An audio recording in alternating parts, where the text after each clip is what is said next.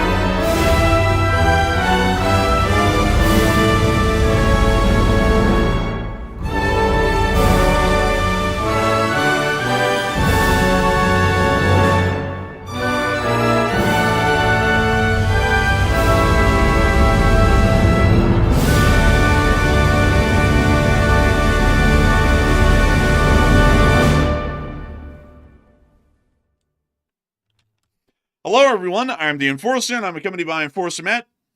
And good evening, folks. It's Enforcer Matt, and welcome back to day 1450 of the War News stream. And tonight we have very big news, especially out of Ukraine. We've seen Ukraine is now retaking ground in very large numbers as Russian forces are panicking in Zaporizhia due to a lack of communication. We've also seen Iran deploy more forces for possible more protests, possibly a round two. And also, the U.S. Navy is preparing to confront Russia, their Navy, near Cuba as they try to run the blockade. And we have very big news, and it's good to see you all once again. And of course, we're going to be covering the past 24 hours of news from around the world, as significant developments have come out of Eastern Europe, Western Europe, Central Asia, Eastern Asia, the Middle East, the Eastern Caribbean, and the United States of America. Basically almost every geographical region on the planet, as we have been able to hear of some significant developments, particularly within the Ukraine war, as the Ukrainian armed forces have been able to take a major advantage against the Russians' communications blackout, which has currently now been ongoing for around 48 hours, and we have been able to confirm the Ukrainian armed forces have gained around 100 square miles of ground within the area of the Wheelopol front on the Zaporizhia front. It appears that at the moment the Russian Federation is doing quite poorly due to the fact that most standard communication systems, including Telegram and WhatsApp, which were heavily used by the Russian Federation, along with the complete collapse of the Starlink internet system that the Russians have been subsisting on for some time on the front, has now led to a catastrophic failure in communication, meaning that Russian forces are no longer able to coordinate, and the Ukrainians are practically fighting the Russians, isolated and destroying them in detail, much as though they had already been surrounded before the battles even began.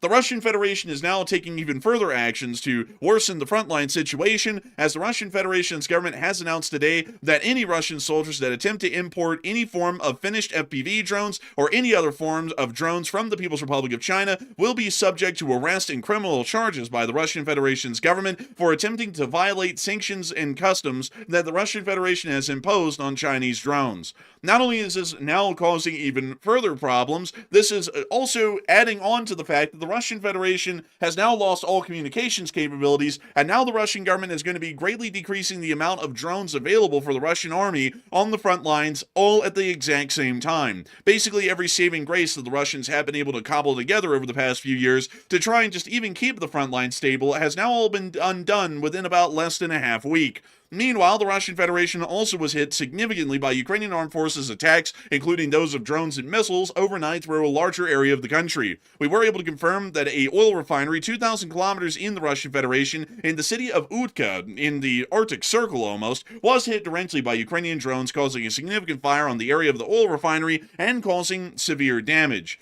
Additionally, we've also seen that a GRAU arsenal north of Volgograd got vaporized, or atomized if you want to call it that, in a drone attack today as well, after a chain reaction was caused from the initial explosions of the impacts of the drones onto the area around the GRAU arsenal. Additionally, the city of Volgograd was also hit, and we got an incredibly interesting development last night that it appeared that the Russian Federation was preparing and attempting to fire an Oreshnik IRBM from the Kapustin Yar testing range once again, but it appears that they had some missile dysfunction issues and were not able to get the missile off of the ground for one reason or the other, or really get it up if you want to put it that way, and for that reason, they have canceled the launch. Generally, the exact reasons for that is unknown, what kind of mechanical, technical, or drill failure that they had that led to them not launching the missile, but it does appear, according to all Ukrainian armed forces, intelligence, and sources, they were planning on firing an Oreshnik IRBM last night, and apparently it never launched. Additionally, we've also heard that inside of the state of Ukraine, the Ukrainian armed forces have been able to hold the lines in most areas and also push the Russians back in the areas that we've already mentioned prior are being subjected to significant counterattacks by the Ukrainian armed forces. Outside of Ukraine and inside of Europe, we have also been able to hear that the Federal Republic of Germany is still saying that war is a likely possibility with the Russian Federation within several years, and there may be a larger chance that Europe will have to continue to prepare for that eventuality. Meanwhile, the rift between the United States and the European Union is visibly starting to grow as China is attempting to hop in and pounce on the situation, considering that the United States and the Europeans are finding themselves at a little bit of a tough end. The Chinese have now started to lift tariffs on all European Union dairy exports into the People's Republic of China, encouraging the European Union to transfer and ship a large amount of its dairy goods instead of to the United States to the People's Republic of China, because it is a more viable and more competitive market for European Union dairy. We've also been able to see additionally within the Islamic Republic of Iran that they have continued to try and make sure that they are going to give the U.S. the best run around the negotiating table that they can. The U.S. has now stated that they're going to give negotiations an entire month, although last week it was that they were only going to have a couple of days before the Day of Judgment came for them. Now the Day of Judgment is apparently going to be a month out, meaning that my prediction on the channel that the administration was going to get cold feet and basically back off of this and take forever to bomb them is absolutely correct. Additionally, the Islamic Republic of Iran is still conducting air defense drills around Isfahan, and we've also been able to hear that they have directly threatened a mining and blockading of the Strait of Hormuz if they believe that a strike by the United States is highly likely. The Iranians also appear to be preparing for some form of another protest or uprising within the country, as we've seen a large amount of IRGC and besieged forces within the streets, and additionally, we have also heard that while the U.S. didn't give anyone any guns to, help defend themselves, while 40,000 of them were gunned down over about 2 weeks, we did give them internet access, so that way they can talk about it on Reddit. So, I guess that was kind of a benefit. That got a bit of a plus, only cost 40,000 people, but hey, they got some internet coverage. We also heard within Syria that largely all U.S. forces within the country have now withdrawn, as the U.S. CENTCOM Command has confirmed that all U.S. forces at the Atamf garrison have withdrawn, meaning that the largest remaining garrison of U.S. forces within Syria, which is now becoming a growing area of ISIS control, has now completely disappeared, meaning that ISIS is largely going to be able to rise within a power vacuum that Jelani will largely facilitate and support. Additionally, the Israelis have also been continuing to speak about further situations, including the likelihood that an agreement between the Iranians and the United States being highly slim, although the U.S. seems to be legitimately pursuing some sort of a negotiated settlement with the Islamic Republic of Iran. Outside of that, we have also heard that the Iranians are continuing to conduct flights with 747s into the Western Theater Command of the People's Republic of China to additionally get further supplies, equipment, and arms from the Chinese to be able to further resist a U.S. action against them in later months. The North Koreans have also lobbed a threat towards South Korea today that if they fly any other drones over the area of North Korea, they will conduct some form of military action. It's a normal threat as usual, nothing too big with that. But we did also get to hear that the Japanese have seized a Chinese fishing boat today that entered the area of the Senkaku Islands. We've also heard that the Taiwanese are finalizing a fuel resources deal with the United States, and additionally, the United States of America is currently conducting a blockade at Cuba, which we had ample proof of due to the collision between an Arleigh Burke-class guided missile destroyer and a U.S. Navy fleet auxiliary, and we've also been able to see some other major news coming out of the follow-ups of the El Paso airspace closures, and also the major developments that came out of generally the entirety of the United States today, not just Washington. We have a humongous amount of news that we're going to be covering here, of course, starting with our largest stories first and working our way on down into the smaller stories throughout the night. But before we even start off on that track, we do have to make sure to get to some breaking news that has just come out right now. And so, Matthew, what do we got? Okay, so we have some breaking news. Literally, as we're starting the stream, we've got some very big news happening right now. This is relating to Iran and the upcoming strikes against the Iranian country that we're about to see coming soon. We're not really exactly sure of the timeline, but we're hearing that according to reports that U.S. officials speaking to a news outlet have stated that the USS Gerald R. Ford Carrier Strike Group, which is currently operating, I believe, in the Caribbean near Venezuela, is going to be redeployed to the Middle East to join the Lincoln off the coast of Oman, and we're expecting, of course, it'll be involved in strikes on Iran. So that's big news right there. So I'm not entirely sure if they're going to be sending that third aircraft carrier that we've currently seen off the coast of the United States. It sounds like maybe the Ford might be the one that's going to accompany the Lincoln and not the other one that's currently sitting off the U.S. coast. So pretty big news right there. It sounds like it is heading out based on this very early report.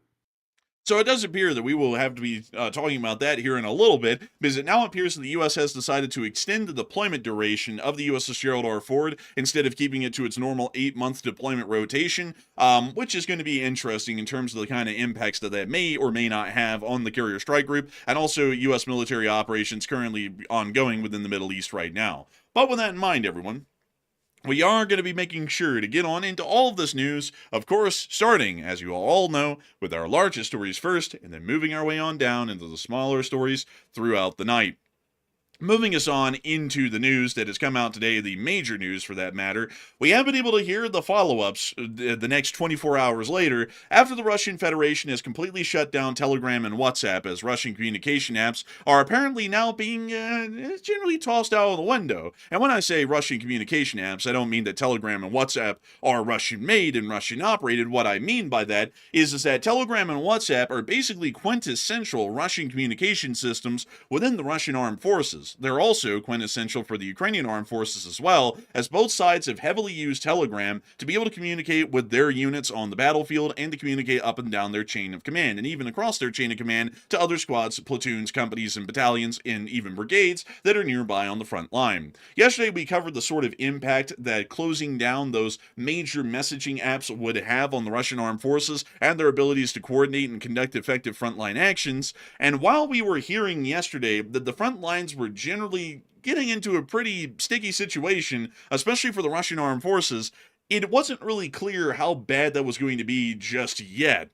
Over the next 24 hours, which is today, we were able to see that the general fallout of that has been unbelievable, and as a matter of fact, the Ukrainians appear to be retaking a vast amount of ground. According to what we've been able to hear, the Ukrainian armed forces have made a general advance in the area around the villages Pryluki and Oleko-Konstantinivka. Ukrainian forces also appear to have advanced further in a larger amount of fronts, and we've even heard that as of today, the Ukrainian armed forces may have regained something around 100 square miles of territory across the entirety of the active front lines inside of Ukraine. 100 square miles distributed across a front this large is not that incredibly big. In a centralized, focalized area, it would be quite large. But when we're talking about 100 square miles gained across the whole of a front, it's not massive advances that we're seeing, like, say, the Ukrainians made it to Melitopol or Donetsk or something along those lines. But it is certainly showing that momentum literally flipped overnight to the Ukrainians' favor after the Russians shut off WhatsApp and Telegram inside of their country. This is also showing us that our analysis yesterday about the complete lapse in communications happening amidst Russian forces on the front would lead to catastrophic results and general retreats being conducted by Russian units due to the fact that they're communication-wise cut off from the outside world, and that would lead them to believe that any maneuver by the Ukrainians that would get on their flanks would most likely be leading them to being encircled, giving the default answer of retreating to try and make it into an area where they're not going to be encircled, and that seems to be exactly what they're doing as of today. The Russians are generally in a retreat wherever Ukrainian forces are now engaging them in battle on the front, and that is also showing us that the Russian Federation is in a dire situation, a wildly dire situation for that matter. According to War Monitor, it appears that there was about 100 square kilometers of territory, or roughly about 75 to 100 square miles. It's a very rough estimate at the moment, and it is ongoing and changing, within the Huilopol and Pokrovsk directions on the Ukrainian front line. We've also been able to see that the Russians are desperately trying to put up some form of internet, including these Wi-Fi bridges, which is their jank attempt at trying to make some form of frontline internet that's similar to Starlink, at least in what it provides, so that way they can maybe have some chance at communicating with each other, even if they don't have WhatsApp and Telegram to be able to talk through. But we were able to see that this video here, published by the Ukrainians, was showing that they were finding these systems and quite easily destroying them before they could really be used effectively by the Russian armed forces on the front, meaning that the communication and internet blackout for the Russian army is largely going to be continuing for an indefinite period of time, now that Telegram, WeChat, and Starlink have generally been lost by the Russians within a singular week. Yeah, also, by the way, that's insane. They're trying to basically install, I guess you could say, a homemade version of a Wi-Fi mesh network out here in the wide open. Like we're talking about literally the Ukrainian front lines. That's desperate to the extreme. I'm not even really sure how well that can work. Like that seems to be something that Russia's doing out of like last-ditch attempt of desperation. Because, I mean, if this worked, then how come they didn't use this before? How come they're just now pulling this out of the woodwork? Yeah, I would have to say it's a good question. And I think the reason why it's just being pulled out of the woodwork right now is because this is a very unreliable and very vulnerable system, considering that Ukrainian drone attacks can knock them out quite easily, and the Ukrainians are taking advantage of that right now and making sure to knock these out as much as they often can, meaning that the internet is hardly even operational still, with them going through all of the efforts to try and set this up. And I feel like that's why we haven't seen it until now, is because the Russian army and its forces on the field generally wanted to go with a singular, highly reliable system, which would have been the Starlink terminals, or it would have been, as far as communications were concerned, Telegram and WhatsApp. Interestingly enough, no Russian unit out there on the planet ever thought about having any form of a redundancy for both internet connection and also communications. So once WhatsApp and Telegram went down, and also Starlink went down, they literally lost all internet connection and communications across the entirety of the front and side of Ukraine, and possibly even across the Russian Federation internally as well.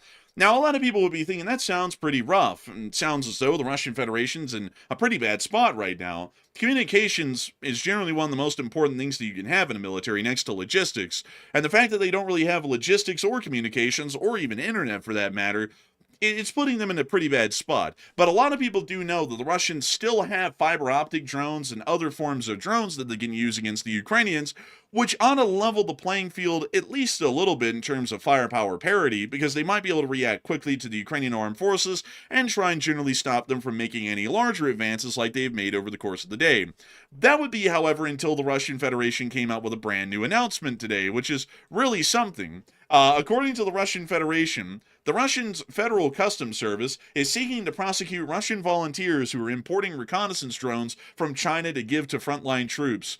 According, oh my God, what are the Russian government trying to do? Are they trying to sabotage their own war effort? I mean, they're cutting off Telegram, they're cutting off WhatsApp, the Starlink system cut itself off, and now they're trying to prosecute commanders for trying to fill the gap with foreign technology. I mean, it seems like the Russians are trying to make their guys fail at this point. This is unbelievable. Man, setting them up for failure is the old school trick within the Russian Federation. You never want to make sure, folks, that your army actually has a chance of winning a war. If anything, we want to make sure, at least from a Russian perspective, the Russian government is largely saying that as many of them die needlessly as possible. I mean, all of these actions right now are pretty much putting the Russians at a wild disadvantage in every single category of the war in Ukraine that actually matters right now. One, rapid and effective communications is one of the most important sorts of aspects that you could have in any war. Communications and the rapidity of those communications and the effectiveness of the words that are conveyed are incredibly important in a battlefield scenario, especially in a tactical scenario at the smaller unit levels on the front line. Then, not only that, any sort of logistics is incredibly important, which the Russians heavily suffer at, and we have seen that Russian logistics throughout the entirety of the war have been hammered down to the point that they're pretty much having to use four-wheelers to try and get any supplies to the front, or mules. Now we're hearing that the drones, which were one of the last silver linings of the Russian army, that could have been used to at least hold the lines and make the situation a peer-on-peer conflict where the front line is basically a stalemate, now the Russians' Federal Customs Service is going to be stopping most importations of Chinese drones and prosecuting anyone, military or not, that's trying to import these drones to send to their own army, who is currently fighting and dying in the hundreds every day to try and win a war for the Russians that the Russian government is screwing themselves over on. I've never heard of this many failures being amalgamated within a singular week. Jeez. The failure of Star... It's insane, really. Also, by the way, I'm sure we'll get to this in a minute, but I got to go ahead and mention it because it sort of like stacks onto these other failures that Russia's having right now. In addition to Russia cutting off WhatsApp and also cutting off Telegram, and then the Starlink system shutting itself off, we're hearing early reports that other Western technology providers, like for example, makers of smartphones, I'm not going to say the exact company because I haven't confirmed it yet, but we're hearing reports that some of these accounts of the Russians are being canceled by Western technology companies. So that's even going to further complicate the situation, because it sounds like there's a concerted effort in the West to cut Russia off from any possible measure or device that they've possibly acquired from the West and are using it in their war against Ukraine, which it's all happening at once, which makes me believe there's some type of concerted effort behind the scenes to basically choke off the technology that Russia has access to. So this is not a good time for this. And also, by the way, Ukraine has launched a brand new offensive, like in Zaporizhia that we've been talking about, and the Russians are already getting pushed back, very, very much so, this early, which is certainly bad for them. Yeah, it is certainly bad for them. It's horrendous, as a matter of fact. This is unbelievably bad, folks. And I wish I could show y'all in an infographic exactly what is happening on the front lines right now, because if you could really see laid out on a map what is actually happening down there, it's unreal. Actually, you know what? I'm going to use the NATO force disposition map. I'm going to play with some dolls here for a moment to kind of show y'all a little bit of what's actually going on. So let's just say for a moment that we take, let's see, some of these motorized rifle brigades. Let's say that there's a battle at Suvetsky and Kaliningrad, and we're going to use the regimental level units to generally show y'all what would be going on right now. So let's say that they're going up against the Lithuanians. Those will be our stand-in Ukrainian forces for this scenario right here. So a regiment and a brigade are fairly similar in size, so we'll put this here. This is about the average sort of a pairing that you would see right now on the front lines inside of Ukraine. The Russians kind of slightly outnumber the Ukrainians, but it's fairly peer on peer. Actually, as a matter of fact, we're going to add a third brigade here from Lithuania. Well, from the capital of Lithuania right here, the Ostusa Brigade, if I believe I'm pronouncing that correctly. And we'll go over the scenario right here. So let's say that these regiments are spread out a little bit more to where they really can't directly communicate with each other, and there's slight little gaps between their zones of control on this front. So right now, when the Ukrainian armed forces are conducting an offensive, usually in a normal offensive, the Russians would have secured communication lines and also drone firepower and internet connection to be able to work with, which one, maintains their drone forces and their operational capabilities, and two, it will also maintain their ability to communicate with each other. So if this brigade right here, which we'll say is just a Ukrainian motorized brigade, advanced across this river, I believe this is the... Let's see, this is the Numus River. If they advanced across the Numus River between these two regiments, these two Russian regiments would be able to say, This one would say, we're taking fire from the east. This one would say, we're taking fire from the west. That clearly shows that the Ukrainians are trying to spearhead between the two of them, and that means that this regiment can then move back and place itself right in front of this brigade and its attempted advance and largely stop them. That's normally how this would go, and that could go the same way across the entirety of this little scenario that we have right here on a one-on-one, peer-on-peer sort of a fight. But in the reality of what's going on right now, what's happening is that the Russians' regiments cannot talk to each other. They can kind of talk to each other if they send a guy on a motorcycle to go drive to the other regiment and talk to them, and this is repeated at every single level, at the squad level, the platoon level, the company level, and so on. But what's happening right now, and this is why the Ukrainians are starting to make advances, is that when that Ukrainian brigade advances in the middle right there like that, what happens is that these two regiments are taking fire from one of their flanks, and they can't talk to the other regiment to figure out what's going on and what their condition is. So every single regiment is going, we're taking fire, like this regiment say, we're taking fire from the east.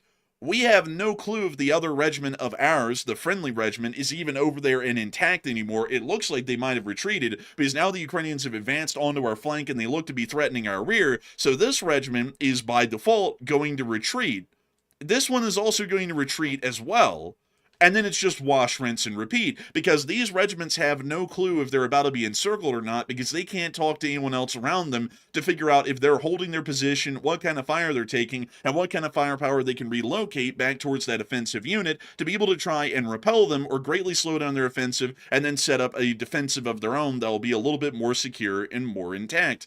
That's the problem that we're seeing right now, and it's an unbelievably bad one to say the least, because with this in mind, the Russian Federation is basically losing ground just because they can't really figure out if anyone's actually holding the line anymore whenever they're taking fire from the Ukrainians from one of their flanks. And that's happening everywhere on the Zaporizhzhia front, and from what we even know, it's happening up in Kupiansk and somewhat in Pokrovsk as well. So they're hemorrhaging ground right now because they don't know what the other parts of the Russian army are even doing.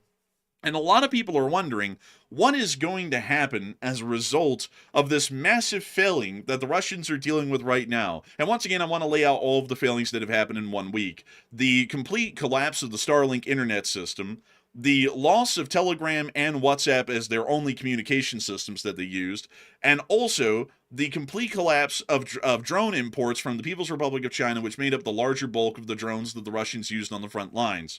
Those are the three failures that we know of and can confirm right now. And even as we were talking at this moment, it appears that Western Western apps and companies are starting to suspend and completely throw out any accounts that are used or operated within Russia, which might end up becoming a fourth major failing for the Russian army to add on to the other three. And Matthew, what are people thinking that these failings are going to amalgamate in as far as the Russians and their conditions on the front lines right now? Are they thinking that's going to end in an absolute failure, or are they thinking that the Russians might be able to pull a rabbit out of the hat in the sword? Okay, so the poll right now, the question says, reports indicate that Russian forces are losing ground in Zaporizhzhia, and that's mainly because communication has been disabled because the technology from the West has been made unavailable to the Russian forces, which has left them scrambling and freaking out. So what are your thoughts? 61% said Russia is about to lose much ground, a lot of it, while 26% said Russia might lose some ground as a result of this, and only 8% said Russia will hold the lines desperately. And I really don't think Russia can pull this one through. Russia has pulled rabbits out of the hat before at the cost of thousands of men. But even with throwing thousands of men at the situation, if you have no communication and no type of coordination, you are going to lose. That's just a fact. Communication is as important as logistics in warfare. If you don't have one or the other, you are in foul shape. So until the Russians come up with a stopgap measure to fix their communication gaps, I would expect that Ukraine will likely, for one of the first times in a very long time, actually have success with their offensive operations and likely cause very bad damage to the Russian defensive lines and also their offensive lines as well in the Zaporizhzhia region and perhaps even further out than that. So I'm with the 61%. We're already seeing the beginnings of it, which is hard to believe because it's been such a long time since Ukraine's gained a whole bunch of ground. We're seeing the first signs of that as of this evening. So I think they're going to gain a lot more. But Enforcer, What say you? I'd have to do with the 61%. Considering that the Russians are not reversing this absolute pitfall as quickly as they can, it appears they're actually digging in and trying to make sure that this remains the case, that WhatsApp and Telegram are basically banned inside of Russia. I think that they're going to be losing an insanely large amount of ground. Also due to the fact that Starlink isn't going to be turning on anytime soon, and so internet connectivity is going to be largely an uncertainty or basically impossible for most Russian forces on the front, along with the fact that the Russians are now greatly cutting down the amount of available drones that their armed forces can use. All of those things combined are going to lead to the Russians losing a significant amount of ground. The Russians, in any conventional aspect, have ceased to exist. They hardly have any APCs, they hardly have any tanks, and while they do have some artillery shells that they can fling at the Ukrainians, that only counts for so much if you're losing in every other category of the battle. Say the drone war, the communications war, and the logistics war. You really can't keep up after that after a while, and the Ukrainians will be able to gain a decent amount of ground as a result of this, and might even be able to see that the Russian front line and its current condition is jeopardized so badly that this might lead to a significant decrease in morale in Russia, and the undeniable reality that the war in Ukraine is not going to be won by the Russian Federation anytime soon, or ever at all, at least by the Russian public's understanding. We've also been able to hear that outside of these major developments that have happened inside of the Ukrainian front lines today, the Ukrainians have also landed, what should we call them, some slammers inside of the Russian Federation. I think that's probably the best way I could put it, because they pulled out the fine China last night in their attacks. More drone attacks were conducted on the Russian Federation overnight, but I also have to add in that these were missile attacks as well, and not just any missile, it was the famous Flamingo. Take a look at this little flamingo right here. Look at this beauty. Look at it. They're going to launch a couple of these of the Russians. We understand that some of these went towards the GRAU arsenal north of Volgograd, and also a couple of these went towards Volgograd itself. But here's the clip of those flamingos being launched.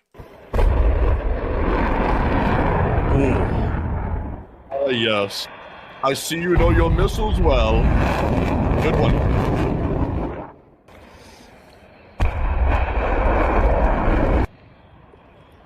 Oh man, you know, just watching this right here, like just watching this right here, it makes the Western defense companies weep, because Ukraine has accomplished what the Western defense companies do with, like, for example, very close to the capabilities of what I believe to be a Tomahawk in the U.S. Terminology of missiles.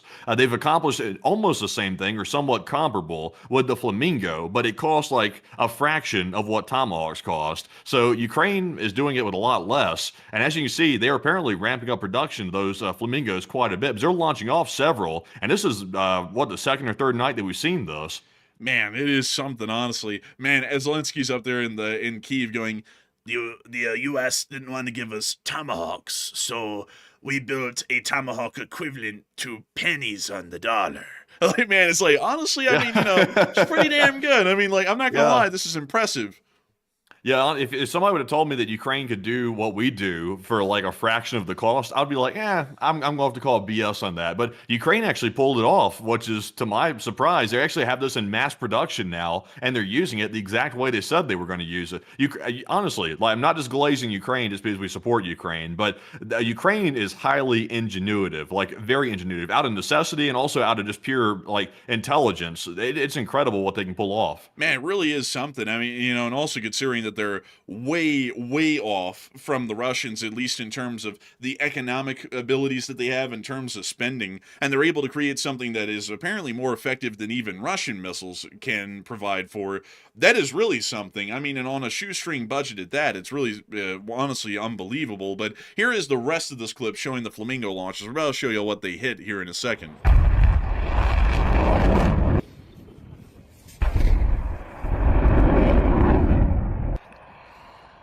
And here's the last one. Those boosters are unreal. They sound like a Saturn V launching off every single time these things are launched. Truly a crazy sort of a missile. And also the booster that gets it off of the launcher as well. But now we have to move on to where these actually went, because these Flamingos, interesting enough, actually didn't go that far. These things have a range of about 1,200 miles from what we know. We've never seen them used at that 1,200 mile range, however. They're usually used only about 400 or 500 miles into Russia from what we've seen at the farthest on what we can confirm, or they're fired at targets that are almost directly across from the border. But in Volgograd, specifically in the town of Kotluban, just north of the city of Volgograd, there's an interesting target that they hit, which is this giant GRAU arsenal that's right next to the interstate. This GRAU arsenal serves as one of Russia's main ammunition dumps, where they keep a large amount of munitions of a wide variety to eventually use for a war that the Russian Federation will fight, this one being the war in Ukraine. A lot of these munitions are transported out of the GRAU arsenals and into Ukraine to be used in the active war, and any new ammunition stockpiles that they're able to build up are generally transferred to GRAU arsenals a lot like these, including this one. If you look at it though, you can notice that it's lacking in the quality department by a good bit. You can see here that there was actually some damage that had already been caused on this GRAU arsenal prior by some other Ukrainian attacks. The Ukrainians decided, though, that the smaller drones weren't really hitting enough of the sheds that might have explosives within them, so this time around they hit it with a Flamingo. You can actually see some of the munitions literally housed in the wide open, like these right here, meaning that sometimes it's a little bit easy to, cause a chain reaction within these facilities where the ammunition just, kind of goes up. I also got to say something, folks. As far as storing ammunition, not that any of y'all run an army or anything like that, but this is just a lesson for the knowing. Don't ever store ammunition of any type in an open air environment for long periods of time. Moisture, humidity, and temperature changes can completely foul any of the propellants or explosives in all of these sorts of bombs and missiles that we're seeing here that are literally just laid out haphazardly in the wide open. After a couple of months, especially of significant temperature and humidity changes, these things might become entirely unusable and may be duds in every form of the sort, including the explosives and the explosive filler, and also the propellant that might guide these missiles towards their targets. Not only that, there is no humidity control within most of these buildings either, but the Russians have tried to fix this, folks, by building these hardened shelters.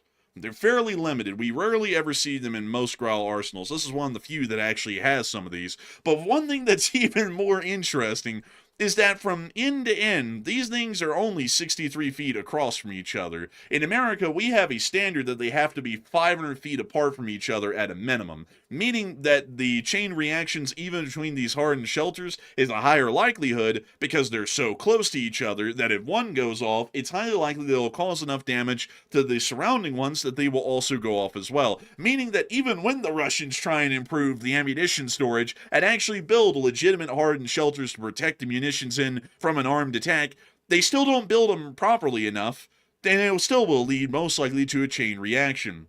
The Ukrainians slammed this thing to high heavens last night with the Flamingo missiles, and we were able to see some of the impacts here in this clip.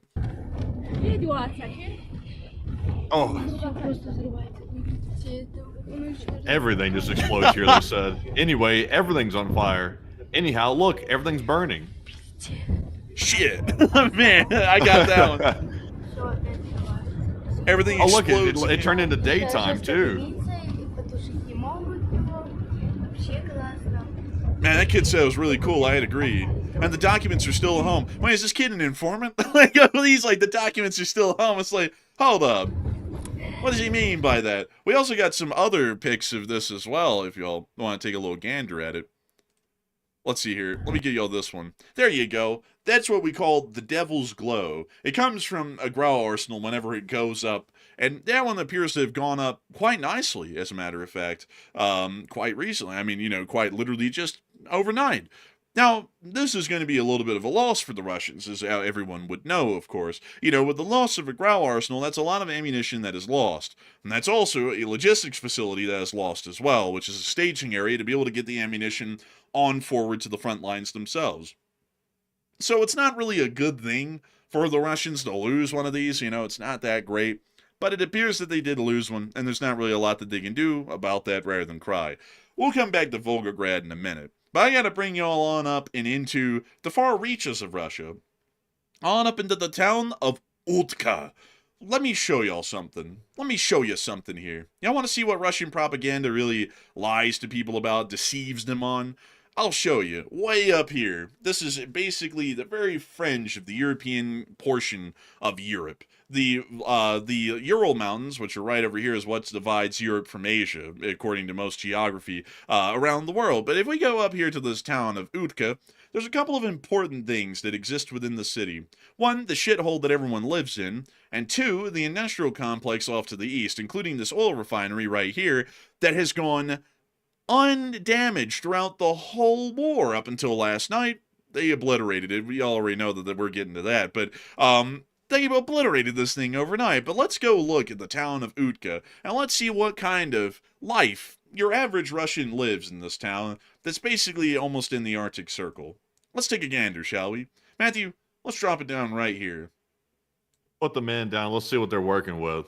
What it could be worse. I've seen worse.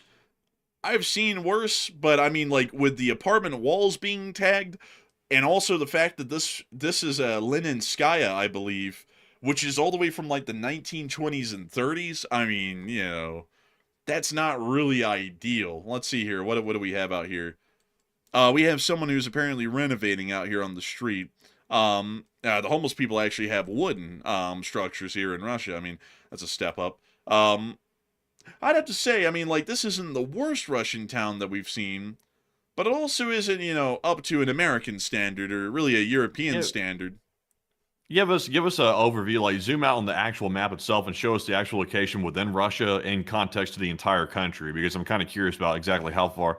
Okay, so we're talking about some serious distance. This thing is really north. Honestly, they don't live too bad up there. Like I've seen definitely way worse spots, like closer to the border. Like it looks horrific. This is like kind of mild. Well, it must be a bad side of town here. New streets bringing new perspectives, man. Like, dang, I mean, you know, they don't live. What? It's always so weird, folks, how they build stuff. New. Yeah, these are new. Wait a minute, what? That is not a Russian building style. Like, turn around behind you. That's almost American. Like, that is really strange how that is like something that you'd see like these big corporate builders in America building here in our country. Yeah, I'd say that's kind of weird. You know, they hate us because they ain't us. You know, that's what we always got to say. But let's go look at one more spot in this town before we show y'all what actually happened. We'll look at the main street in Utka. What does it look like out here? I mean, it's wet. It's wet. For some reason, it's wet. But it's not wet everywhere, which is really begs the question, why is it wet like that? You know, it's an odd phenomenon because it's basically just car treads that are carrying the wetness. It makes no sense, but beyond that, though, I mean, it's not. Did that say bread? That's a bread store. Yeah, it's a bread store. I wonder what kind of bread they got in there, like the real basic kind, or are they talking about that exotic bread? I think it's just that basic kind of bread. I think that's literally like a bread store. That's honestly kind of bizarre. Not the worst place that we've seen, but I'm not going to lie, this is not up to a U.S. standard at all, or a European standard. And I'm not saying that, you know, like the Europeans, they have a lesser standard than the United States, but Europe has a different standard that's comparable to the United States, but different in a lot of key ways. This is certainly not up to a Western standard in general. So, in the midst of this hellhole, basically, right over here at this refinery, the Ukrainians obliterated the sucker. And we were able to see that right here. Take a little look, folks. Take a little look. Oh, wait a minute. Oh, yeah. This is it. This is the one we're looking for. Here's the clip. Oh, it's already been hit. But here comes another Liudi. Look at that thing. It's coming in. Oh. Opa. This guy's getting scared. He's taking cover. So you don't have to take cover, man. That thing's like a half-mile away from you. It's like, you're good, man. Oh, a little small arms fired. No air defense. Couple of machine guns. I mean, you know, they kind of got it. What, did you hear that? Did you? I think the bullets just flew over this guy's head. Did you hear that whirring sound? I think the bullets were flying his direction. Let's take a listen. Yes, they were. They were flying right over this guy's head. He's taking cover to dodge the drone. He doesn't know his own countrymen are about to be the ones to take him out. Man, they're a little bit higher up because it's like a really faint whizzing sound, but I mean, they're there. I mean, listen to that. Damn. Oh, my Lord. That's crazy. Also, what kind of ammo are they using? Because it doesn't have like a crack or a whip behind it. It's just like a little whizzing sound. It's almost like it's subsonic already. Yeah, maybe so. It might have already slowed down enough to not have the crack behind it. Yeah, that's interesting. That is insane, though. I mean, they're firing right over the city, like right on the rooftops. And oh, tell you what, they got it again. The Russian, The Russians also have taken a lot of videos of this. Oh, there was the hit. Yeah, you could see it through the trees right here, right where my mouse cursor's at. Look right there. Really, really small. Like, you can't really see it too well, but here's the clip again. Boom, right there. There's ass truck, or as truck, something like that. Man, they say ass truck because their country is ass, man. I guess you could say this trucking company here is hauling ass. I guess you could say. I guess it actually works. Man, they're getting the hell out of there. I could tell you that. We also got a couple of other clips of this as well, including one of the Liudi close-up.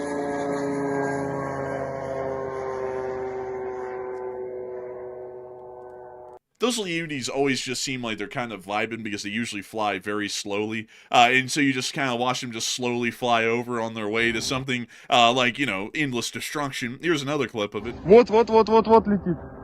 Еще в НПЗ.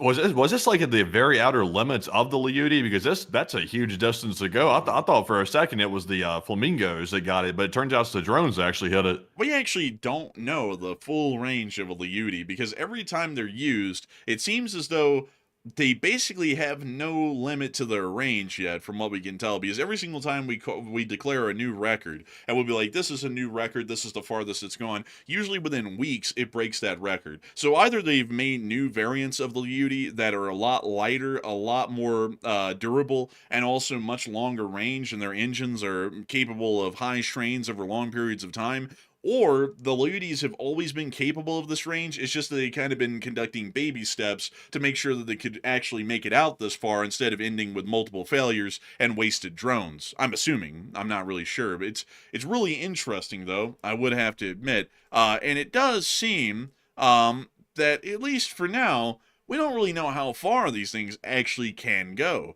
And that's kind of the question. How far can they go? You know, because Uka is not close to Ukraine. If I was to measure it to the closest area of the Ukrainian border, this is about 1,100 miles away. This is the longest range attack we've ever seen a Liudi conduct in the whole war. If they launched something similar from Kharkiv and they tried to go about 1,134 miles, they could actually launch this thing all the way across the Ural Mountains to Chelyabinsk quite easily. Or they could go all the way up. Let me see here if I can measure this right. Let's see. They could go almost all the way up to Murmansk with one of these things. It's a long distance there. It's about time they start hitting this stuff, too, because I'm sure, like, as you could tell, they had no real air defense around the facility. They were totally unprepared because they probably weren't expecting something to hit that far out.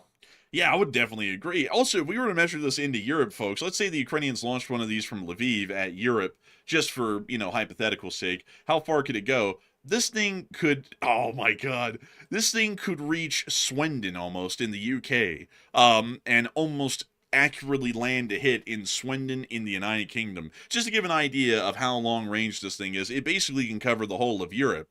I think at that point, this thing is almost an intermediate range ballistic missile if it was a missile, because it is covering ground, that's for sure. Not at any high speeds, but still covering the ground nonetheless, and landing very heavy hits. We also were able to see this one last clip here from the town of Utka, also showing the drone.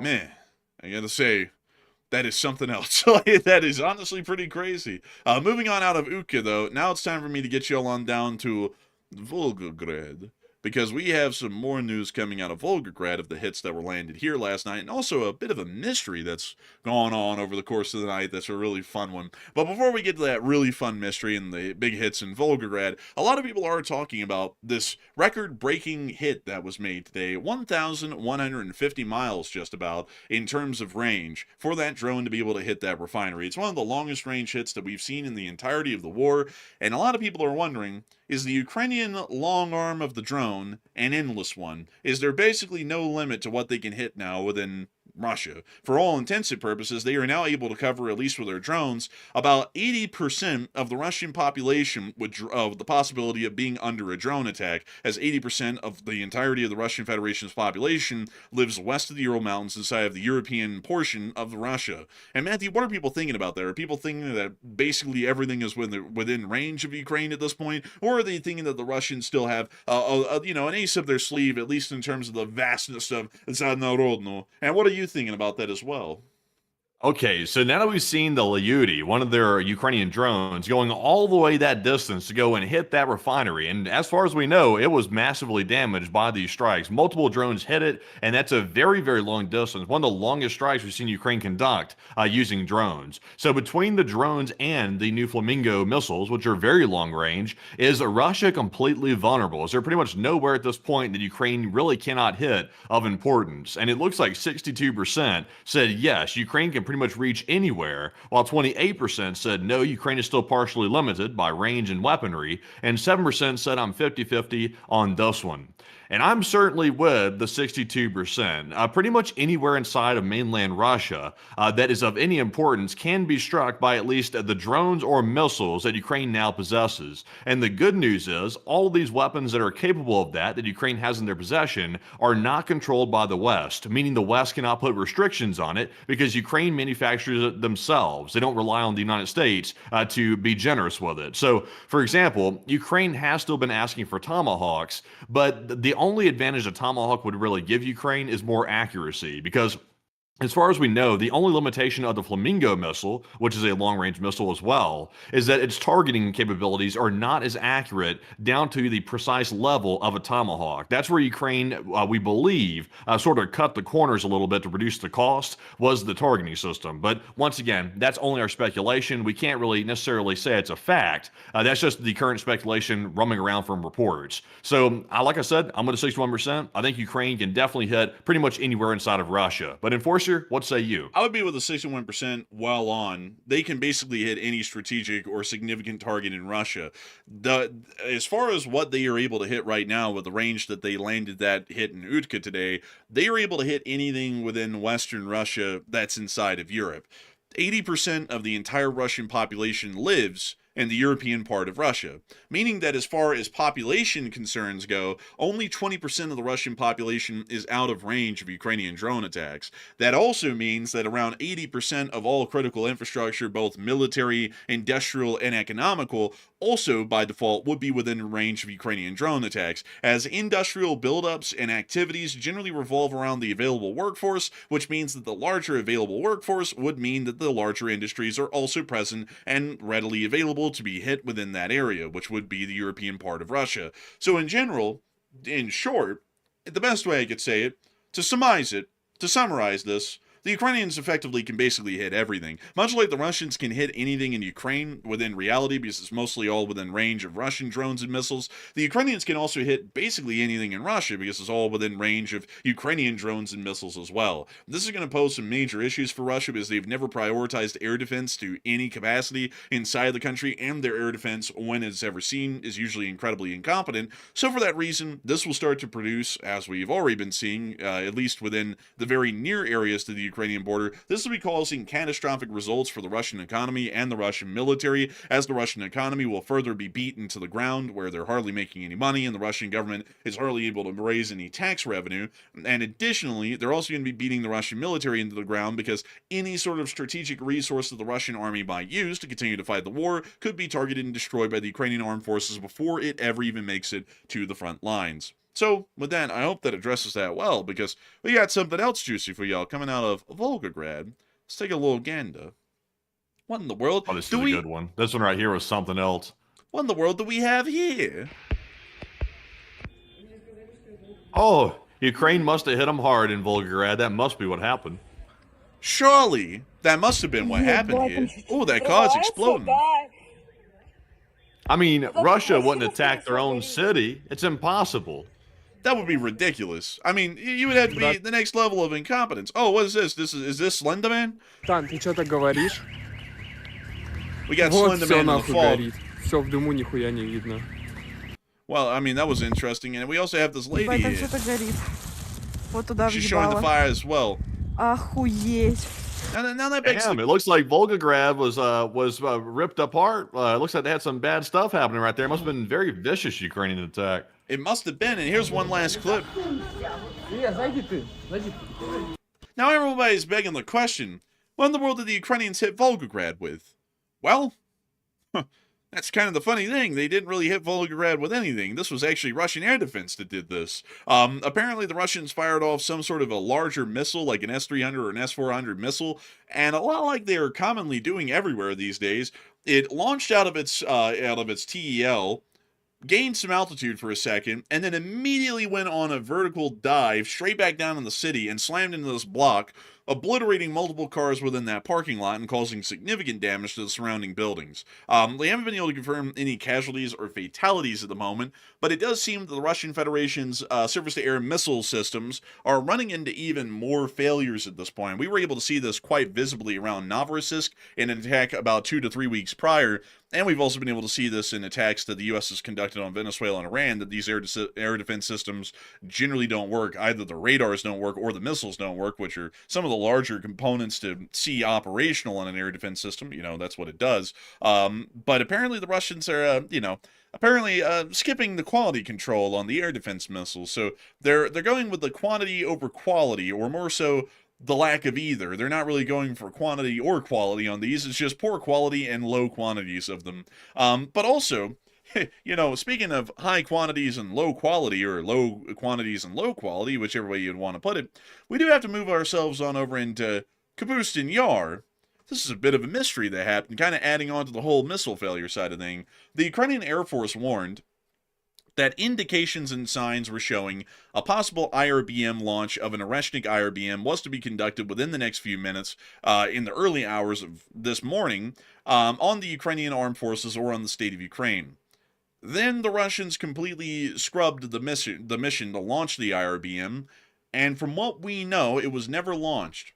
And this has brought up a lot of questions, and it's a huge conspiracy at the moment, because we do know that one other Oreshnik launch actually ended in a complete failure, as the missile did launch, but it broke apart in flight.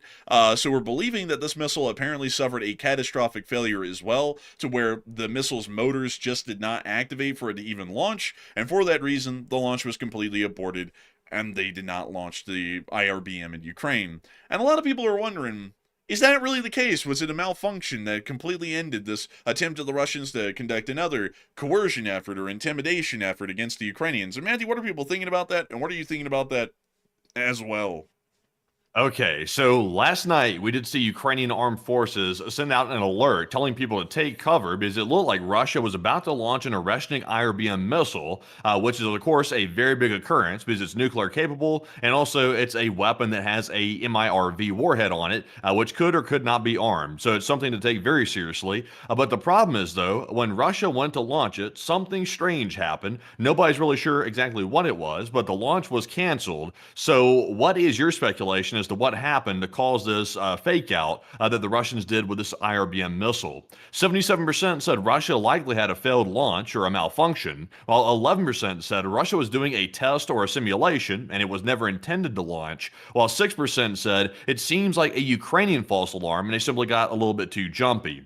So it seemed, I reviewed it, by the way. I went back and looked to see what the Ukrainians had heard through their intelligence, and it looks like that Russia likely had a failed launch. It looked like they wanted to send an Oreshnik into some type of target, like perhaps inside of Ukraine, but it sounds to me like the missile did not take off, or there was some type of malfunction that prevented it from leaving the launch pad, which would not be unusual, because we have heard of this happening many times before, and the only times that Russia's gotten their Oreshnik to actually work was during the 2 prior attacks that we've seen in Zaporizhia, I believe was one place, I think possibly, I can't remember for certain, and then they launched another one a short while back.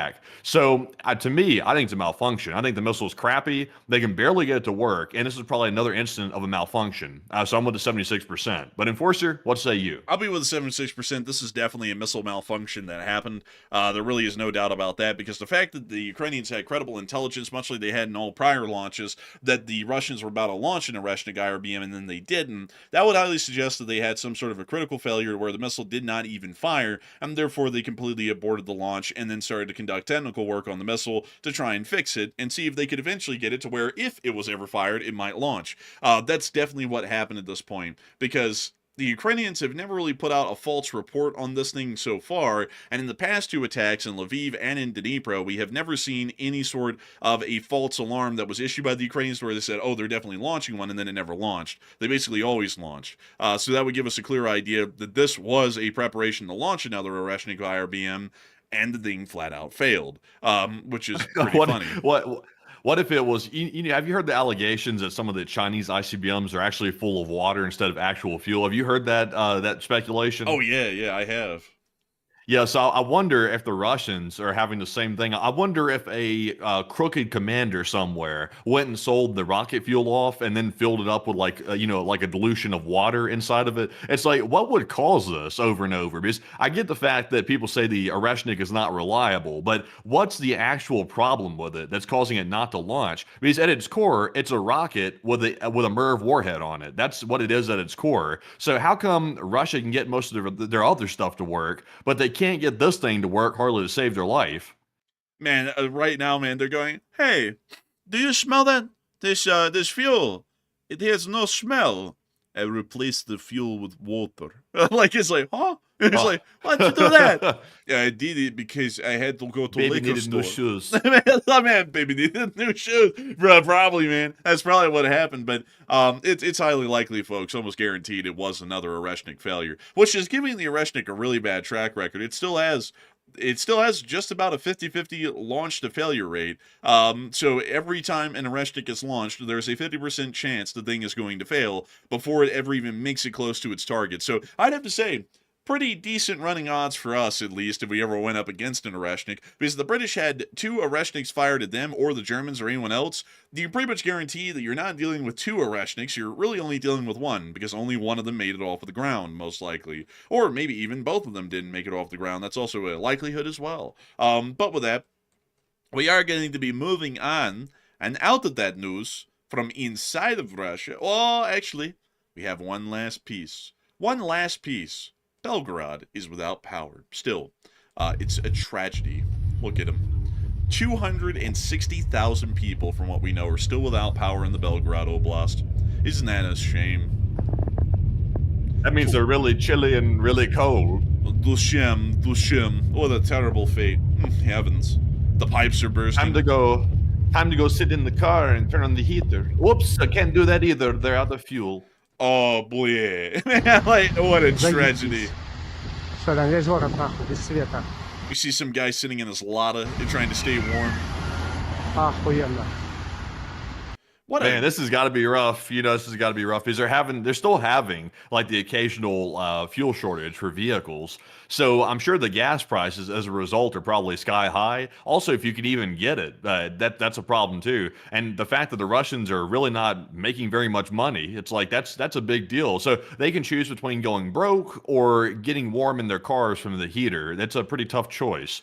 That is a pretty damn tough one, I will have to admit. And I mean, this picture right here, man, do you know what this looks like? This looks like the nighttime streets of Pyongyang, honestly. Like, that is pretty rough. No electricity anywhere. Where are you, dear leader? Man, wait, hold on, man. I gotta get that song. Are we living like in those days? Man, it's like, bro, they are living like in those days. It's like the Second World War out here in this blood. But anyways, moving on from Belgorod, it is time for us to move on out of Russia, finally. And it's time for us to move on into something else.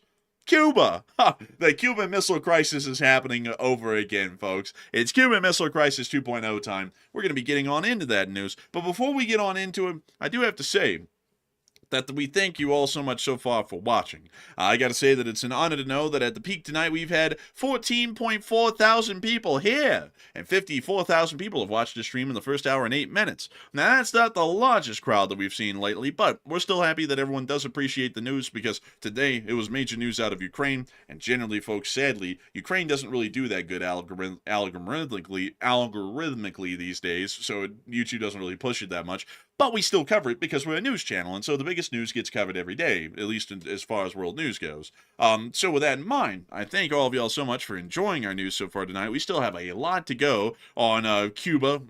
It's not a missile crisis. I'm just saying that to kid around because it's a situation involving the U.S. and Cuba and Russia again. So it's basically the Cuban Missile Crisis, but not really. And then we also have major news coming out of the Middle East, East Asia, Central Asia, and also Europe and Ukraine even more. So before we get on into all of that, though, I do want to make sure that we get a couple of questions from the chat. We'll be getting 3 of them, and then we're going to be moving on right away back into our major news. So Matthew, what do we got?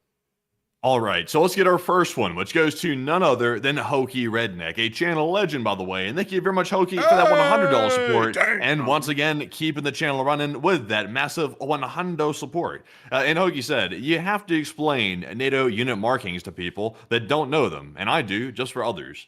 Oh, that's actually kind of in depth. Thank the Lord though that we don't use the Russian unit identifiers because they're so complicated it's almost impossible to wrap one's head around it. But NATO unit identifiers are very interesting, and they're usually they're as simplified as they can get, but they also portray a great deal of detail. So I'll give you all an example here. Like for example, this one: every single NATO unit identifier for a friendly unit is a rectangle, and usually that rectangle is blue.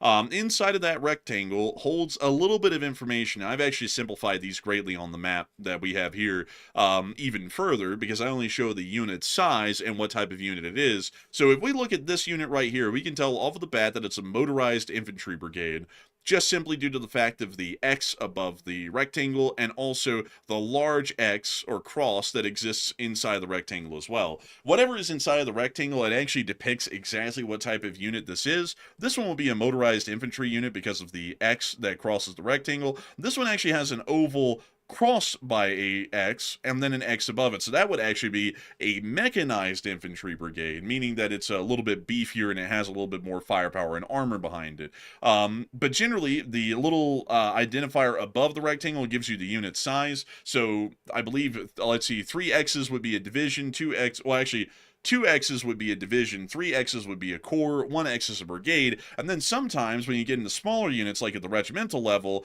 it turns into like little bars above it. So 3 bars is a regiment, 2 bars is a company, 2 bars is a battalion, 1 bar is a company, and then after that it gets into dots. So I think 3 dots is... oh, hell, I forgot what 3 dots is. I think it's 3 dots is a platoon, 2 dots is a squad, and 1 dot's a fire team, if I remember correctly. But it goes all the way up to an army level, and it also will show you what type of units they are. And then you can break these down even further. And on this map, you can actually see how that kind of works. Like if we take Latvia, for example, and we go to the capital here, all of the forces of the Lithuanian Armed Forces fall under the commander of the National Armed Forces, which on this map is a corps level unit. Then that corps level unit commands a division. That division would actually be this one right here, which is the Latvian National Guard. And then if you go out here onto the actual battlefield, you can see the only brigade, a regular full-time brigade that's a part of the Lithuanian Army, which is the Land Forces Mechanized Infantry Brigade.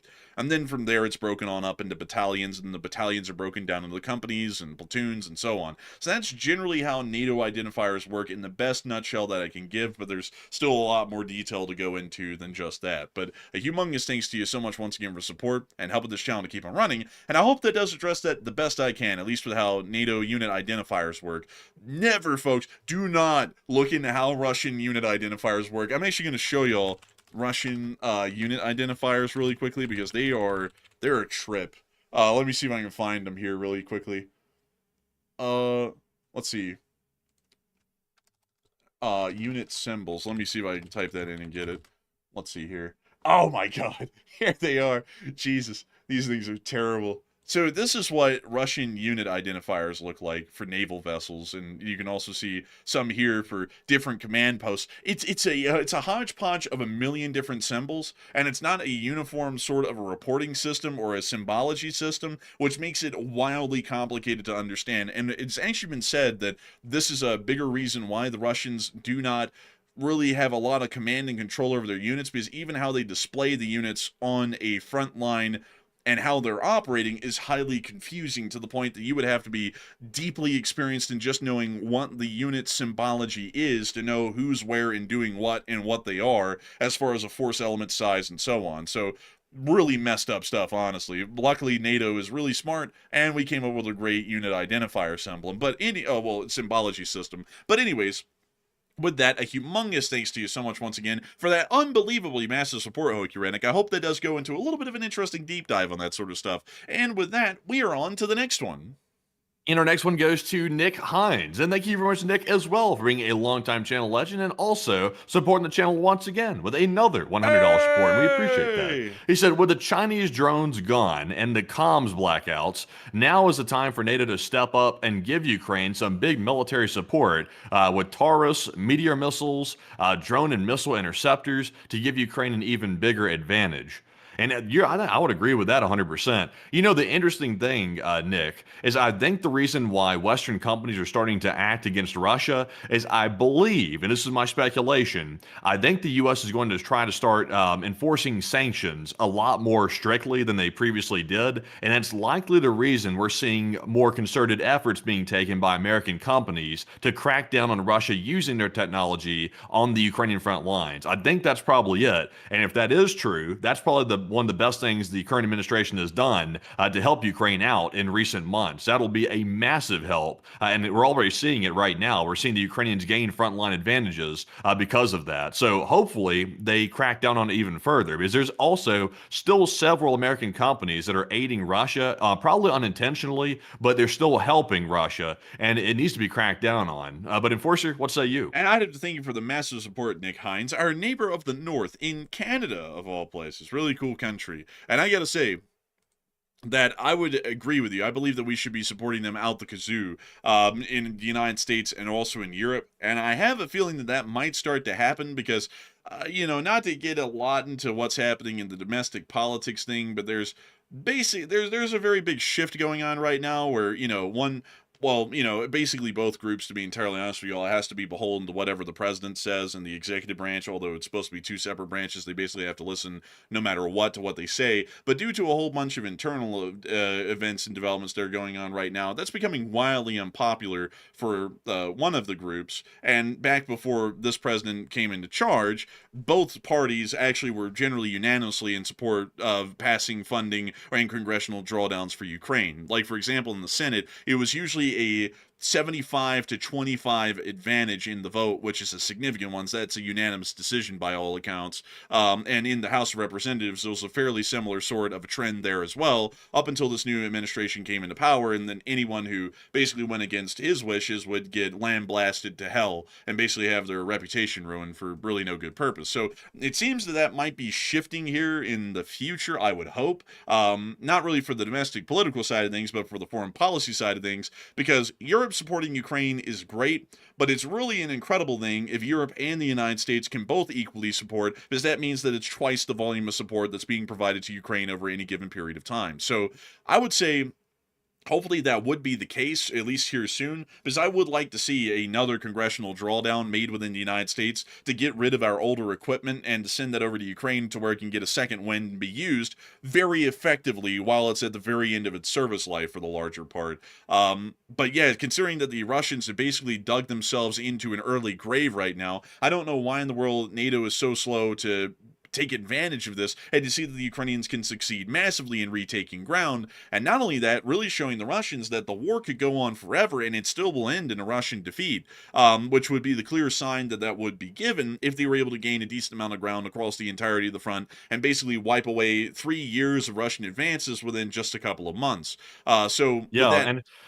Another European intelligence analysis came out today saying that in 2 to 3 years, Europe estimates that Russia will be ready to launch a pretty sizable attack against a NATO country, most likely the Baltic states, and that a small attack could come at any time. Like it could be happening tomorrow, perhaps. Russia could try to do a small attack on a country like that. So it's like if Europe has this information and that's their official assessment, then why are they holding back? Like, for example, Germany is still holding back the Taurus missile. They never gave that to Ukraine. They just sort of backed out of it. And also we've seen, France has backed out of some commitments as well. They've done a very good thing by giving Ukraine the $90 billion plus loan for their defense, which keeps the basic ammunition flowing to Ukraine. But they're not making any new commitments to give more advanced weaponry to Ukraine. So I just don't understand why they're holding back, considering that they know that Russia is going to go on the offensive as soon as they can. Yeah, I would agree. I don't know why they're holding back either.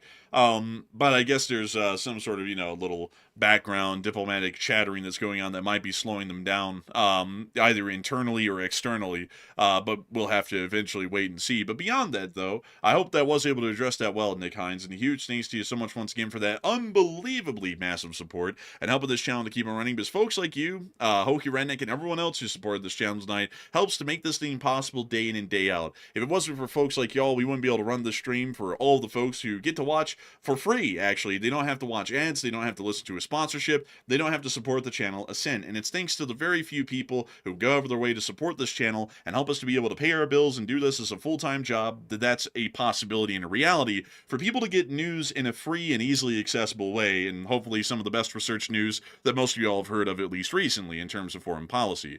So a humongous thanks to you so much once again for support, Nick Hines, and helping this channel to keep on running once again. And with that, we're going to be moving on to our last question of this segment, and then we're going to be moving on into the rest of the news that we have around the world.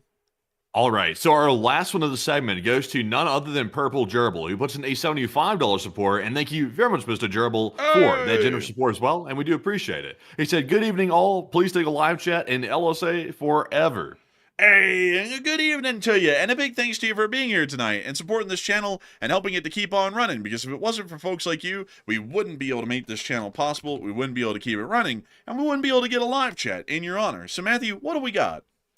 And the live chat question is going to go to Wookstar, who said, when would Ukraine be able to use the Flamingo more often than they're currently using it? That really has to do with the production cycles for these sorts of drones. And unfortunately, well, not drones, I'm sorry, missiles, but unfortunately for these missiles, the Ukrainians keep everything about the production of Flamingo cruise missiles a state secret. And actually, it's a top secret from what we know on a need-to-know basis inside of Ukraine, meaning that it's at one of the highest security levels that could ever possibly be achieved. So sadly, we actually don't have any clue in the public how many of these missiles they're able to produce, how rapidly they're ramping up production, how efficient the assembly lines are becoming in terms of factory increases in individual outputs. We sadly don't really know a lot of that to be able to tell, because their limitation for launching Flamingos is how quickly they're able to produce them, at least at the moment. And while we believe they're producing a decent amount, we believe it's somewhere around maybe 8 to 12 a month, they might be trying to increase those numbers, and if they're able to increase that to up about 24 a month, that means they're able to fire off, if they don't try and keep a surplus of the missiles, around 24 of them a month, which would total about a little bit around close to 300 a year at that point, which would be quite a lot. I mean, that's about as many missiles the Russians fired at the Ukrainians over the past few years on average. So I hope that does address that the best I can. And a big thanks to you once again for sponsoring a live chat and helping this channel to keep on running. Because if it wasn't for folks like you, we wouldn't be able to make this channel possible, and we wouldn't be able to keep it running. And I hope that was our best shot and a best educated guess at trying to give you an answer to a very good question. And so with that, it is time for us, folks, to move on into the rest of our news that we have from the night, as the U.S. is currently conducting a blockade of Cuba. And some people would say, well, why would you say it's a blockade? That's kind of ridiculous sounding. And it's not ridiculous. There's actually U.S. naval forces that generally are kind of around Cuba, and while we're not creating a total blockade, it basically is an effective blockade, because we're insinuating that anyone who tries to go to a port in Cuba is probably going to be seized by the U.S. Navy. Sadly, though, the sort of, teeth that you would think this thing would have, it's not quite there. A U.S. sailor on board a fleet auxiliary, this happened just today, was actually filming on their phone. I don't even know how they published it this quickly, but it appears that this early bird guided missile destroyer ended up running into a little bit of an accident in the eastern Mediterranean as they were conducting an underway replenishment. It appears that the vessel went out of control and ended up ramming the fleet auxiliary. So here's the clip.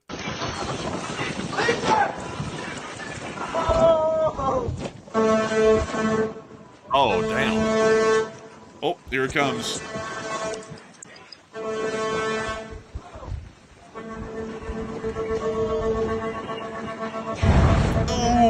Oh, jeez, they hit it.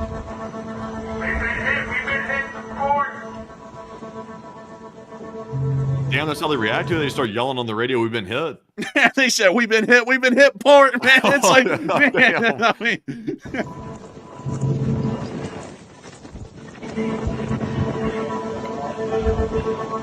We hear the collision horn on board the Burke over there going off, while the auxiliary over here seems to be kind of just reeling in shock that they ended up in a mid-sea collision. Oh man, you know it's America. Someone just went, yo, man, it's like, yes, yes, this is America. Man, that's like our version of Suka Bliad is someone going, yo, man, it's like...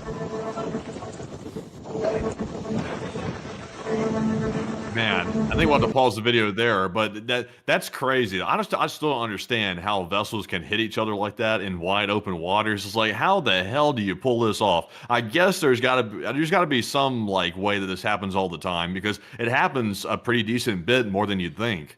What I would assume is that the Arleigh Burke probably got a little bit too close to the fleet auxiliary, because there is actually a suction force that goes on when you get near to the wake of another vessel like this, and it may have gotten too close, and then the suction basically pulled it in, because this is very similar, actually, folks, to the incident between the the RMS Olympic and the HMS Hawk, if y'all know that story. Do you know that story, Matthew? It's an age-old story of naval prowess of the British, do you know?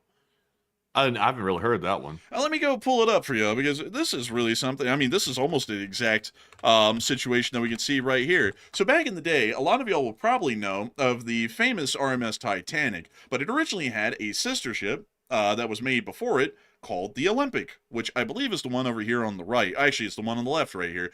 In 1911...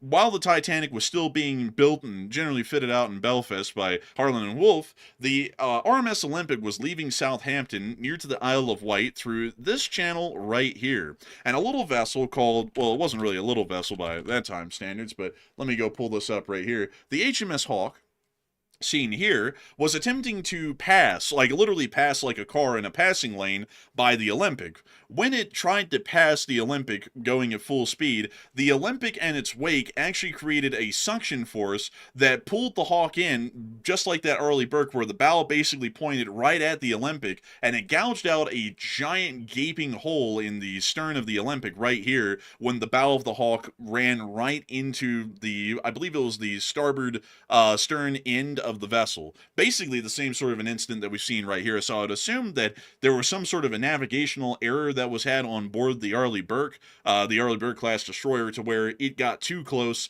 and the suction of the larger vessel simply pulled the bow in, and then it rammed right into the side of the fleet auxiliary. Geez, that's something else there. I guess it happens. Yeah, it happens. Unfortunate, but, you know, nothing will go without any sort of an incident forever, and it's good to know that we don't really have incidents like this common. But outside of that, though, getting us back on into the whole Cuban story, outside of that historic rabbit hole, we are going to be moving on into Cuba to get a little bit of additional developments. Before we do that, though, oh, yeah, we don't have anything else on Cuba. Let me get on into Cuba here. So... everybody's coming to Cuba's aid, and when I mean everybody, I mean the Axis powers. The Chinese have openly stated that they are vowing support to the Cubans, and China has stated that they will support Cuba in the best way possible amid the energy crisis and the toughened restrictions by the United States. We can see this Boris Yeltsin-looking guy who's the leader of Cuba right here. Hey, dang, I was about to say, who is this guy? He's the leader of Cuba, or he's the representative at least? Man, he's the leader of Cuba. He looks like Boris Yeltsin, dude. He looks like I was about to say, it was a shampoo job. I worked at the shampoo factory. I was about to say that. You know, I used to work at a shoe factory. Now I run the country. Glory to the workers of the world. You know, something like that. But also, the Russians have upped the Chinese one, and the Russians have stated today that they're going to ship oil to Cuba in defiance of the U.S. tariff threat, and also the kind of effective blockade that the U.S. is conducting around Cuba right now. Now, this has gotten a lot of people interested. Is the Russians spoiling for a fight with America? Are they about to lose another shadow tanker when we seize that one too? What's about to happen here? And Matthew, what are people thinking about that? And what are you thinking about that as well? Okay, so this is actually pretty serious. This has not yet hit the headlines, but I guarantee you it most likely will in the coming week. Russia has declared that it's going to send oil and fuel to Cuba against the U.S. blockade that they're currently conducting on Cuba. So the question is the U.S. going to intervene and stop the Russian vessels, or are they going to let them go through? And what is that going to mean? 56% said yes, the U.S. will stop the Russian Navy or the Russian ships from getting to Cuba to refuel them, while 24% said Russia will never show up to Cuba, they probably will back out. 14% said no, the U.S. will let them pass and Cuba will get refueled. So, one thing the U.S. is extremely adamant about right now is they want to punish the hell out of Cuba. They want to stop them from getting fuel and basically starve the country of any type of energy resources. So that way Cuba is forced to make a deal. But if Russia shows up and basically ends the blockade, that's going to ruin the entire U.S. plan, which is going to create some problems. So I think the U.S. is actually going to take the wild step of stopping the Russian Navy from showing up. But I'm sure that the U.S. officials are probably trying to stop Russia from even making the journey over here because they don't really want to have that confrontation because, of course, there's always the risk that things could get out of hand if the Russians decide to force their way through. And that could turn into a military confrontation. So I think personally that Russia likely won't show up to Cuba. They'll probably back out of fear of escalation because they don't want to go head on with the U.S. Navy. So that's my guess. But Enforcer, what say you? Also, the bigger fact is they really can't get the Russian Navy down there to Cuba. Like, it would be a very small force if it was able to get down there. And if a Russian ship, which is highly likely, suffers an engine failure, they're thousands of miles away from rescue unless they bring a tug with them. Meaning that if the U.S. blew away that tug, the Russians are basically without a hope and a prayer at that point down in the Caribbean. So if they send anything, it'd probably be a standalone defenseless tanker, and the U.S. would literally just yoink the thing out of the water, probably because it'd also be on a sanctions list. So I'd have to be with the 56%. They certainly don't want to face down the U.S. Navy, and they don't even really have an ability to face down the U.S. Navy to be able to try and break a blockade. So this is more so just hype talk by the Russians at this point. They really have no way to follow through. Moving on from Cuba, though, we were able to hear that near El Paso, out in the West Texas town of El Paso, we were able to find what the weapon was used, and it actually was some sort of a laser-based weapon, apparently, from what we've heard. It was a Locust mounted onto a JLTV, from what they're saying right now. I don't know if that's true. It's an interesting weapon, by the way. There's a link to it, by the way. If you see right there, I pinned it down in the comments. That's a link to Aero Environment's website, which apparently makes the system. It's interesting. Apparently, from what we know, the Locust is a 20 kilowatt laser weapon system, which is designed specifically to take down UAS or UAVs in the sky. So it just got, I think this press release right here is from December of 2025. So this was just a month or two ago that they made a press release about it. So it's a very new weapon. It hasn't been used very much, but based on what the reports are saying, apparently it works, and not only works, but it works very well. But you know, of course, you have to coordinate, like the military or CBP, whoever was using this thing, they can't just go firing it without notifying people because that causes problems with the airspace. So that's what we're being told was the problem. Apparently, it was a lack of communication between the military and the federal government. Something broke down somewhere, and they panicked and the FAA shut down the airspace. But that's what we're hearing as the narrative. It could be a little bit of sugarcoating going on with it. We're not totally sure because the government still has not made an official statement about what happened. So other than that, I mean, it seems like a pretty neat weapon. Like, it's the first time I've ever really seen it or heard of it, actually. Man, the army was out there. Hey, look what I got! Shining a laser into the air, bro. Some guy sitting there in the air traffic control tower at El Paso looked out and went, and then they said, "Red alert, shut it down!" Like, bro, it was like, man, they got on that horn. They were freaking out. I mean, dude, the FAA. So, to explain what we think happened right now, like in a little bit more detail with the communications breakdown, what we think happened is that the army was trying to test this thing on some sort of a balloon target, we're guessing, or they were conducting a test on some sort of a balloon that floated across the border. And when they shot it, apparently that triggered some sort of a chain reaction when the FAA, because they hadn't been notified about anything, and the Federal Aviation Administration is in charge of civilian aviation and generally the airspace over the United States for the most part entirely. So once they saw that happen, they were like, oh my God, threat to civilian traffic! And they completely shut down the El Paso general area effective immediately for 10 straight days because they had no clue what was going on. So it appears that it, at least from what we know right now, was a knee-jerk reaction by the FAA that led to the airspace shutdown.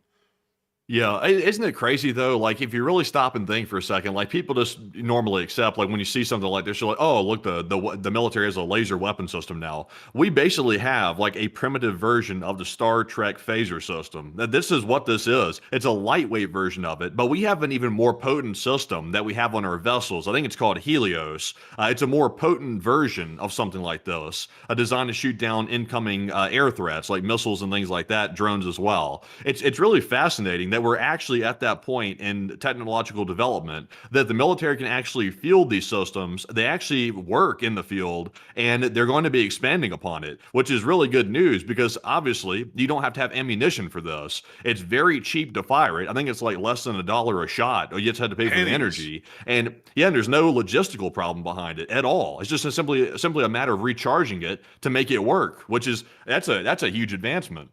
You know, I never thought I'd say this, folks, but the battlefield turning green has never been better. Like, it, at least in terms of cost efficiency. I mean, this is unreal. You know, because firing a Sea Whiz at something, that costs tens of thousands of dollars for a controlled burst of a Sea Whiz.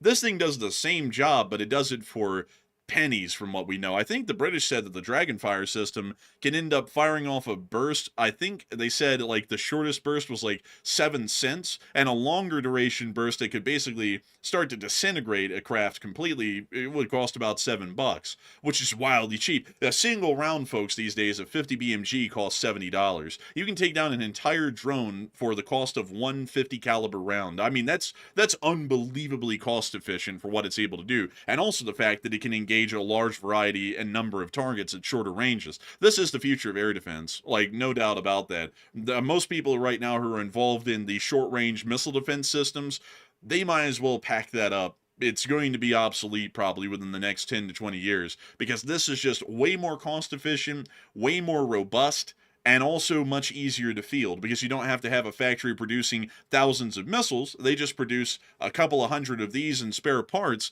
and you can basically have air defense systems that basically run on a limitless level at that point, as long as they're not completely overrun.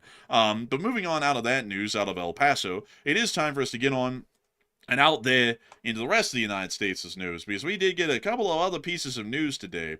Apparently, folks, our diet has transcended the plane. A lot of people have been throwing in super chats recently about Costco chickens, because everybody knows that one of our favorite dietary meals is the $5 Costco chicken, which we say is incredibly cheap and very affordable because it's $5 for all that chicken. Now, I've never heard of this before, but apparently, folks, our diet has made headlines, as the New York Times has stated that the $4.99 Costco rotisserie chicken is now a splurge, apparently.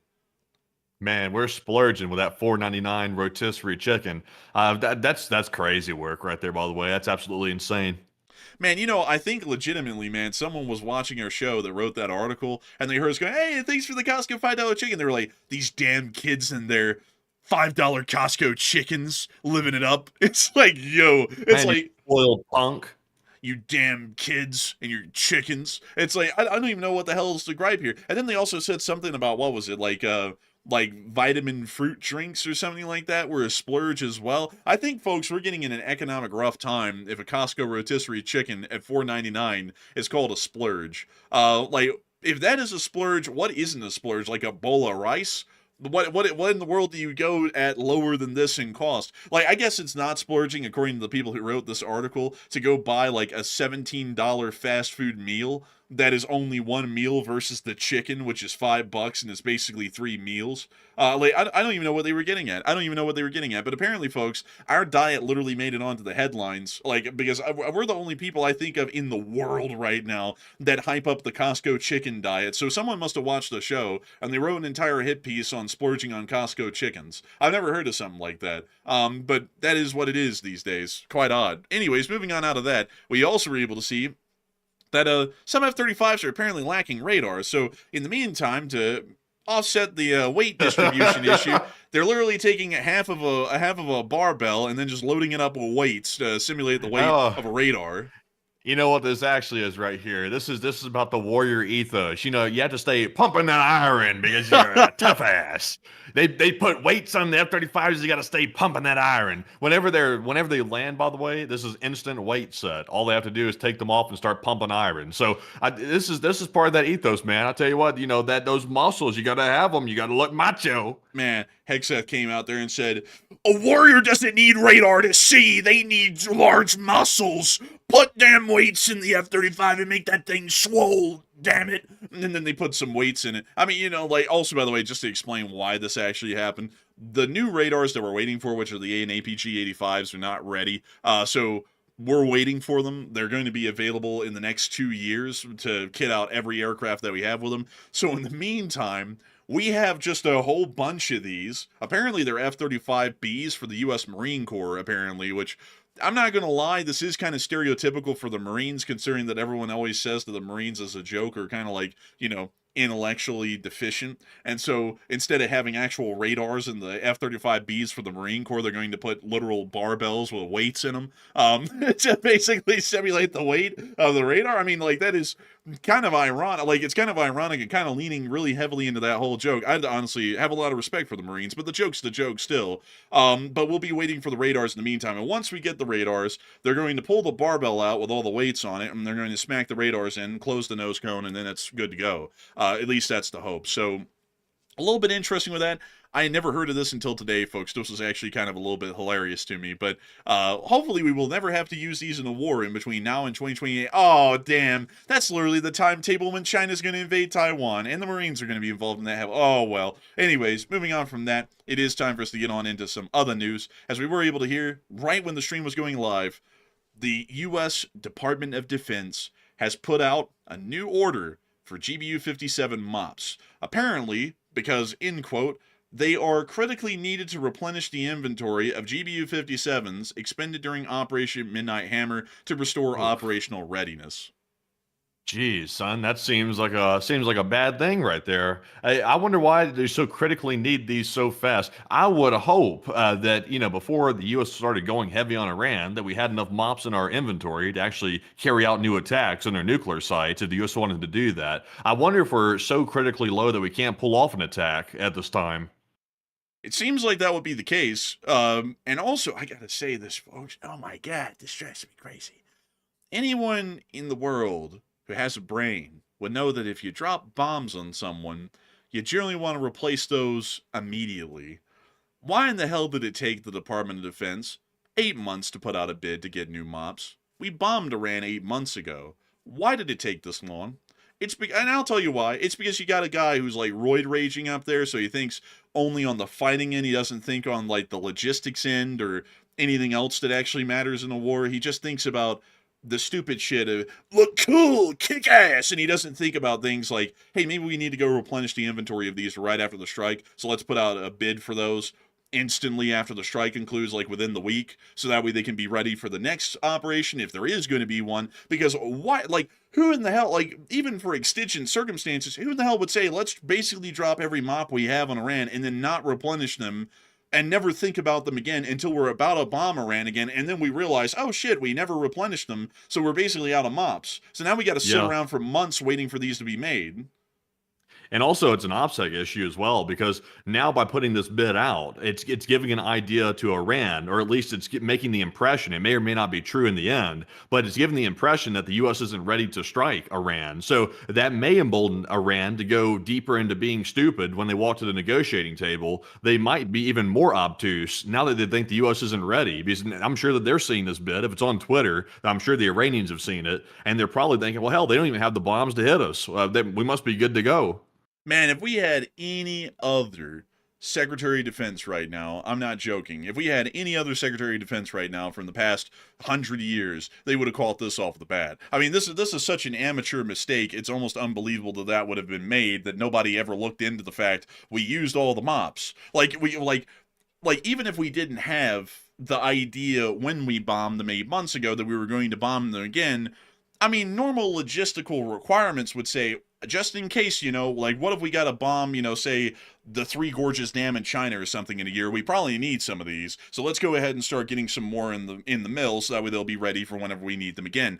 And that, like, literally right now, in the middle of us going, we might be bombing Iran, then they go, oh crap, we don't have any of these. So we probably might not even be able to bomb anything, and our only option would be special forces infiltrations, which then means that the Iranians putting all of that dirt in front of the entrances to those nuclear facilities basically makes them untouchable, because we have no way to clear out that dirt for special forces teams to get in. So now they're actually impregnable for the most part. We don't have enough mobs.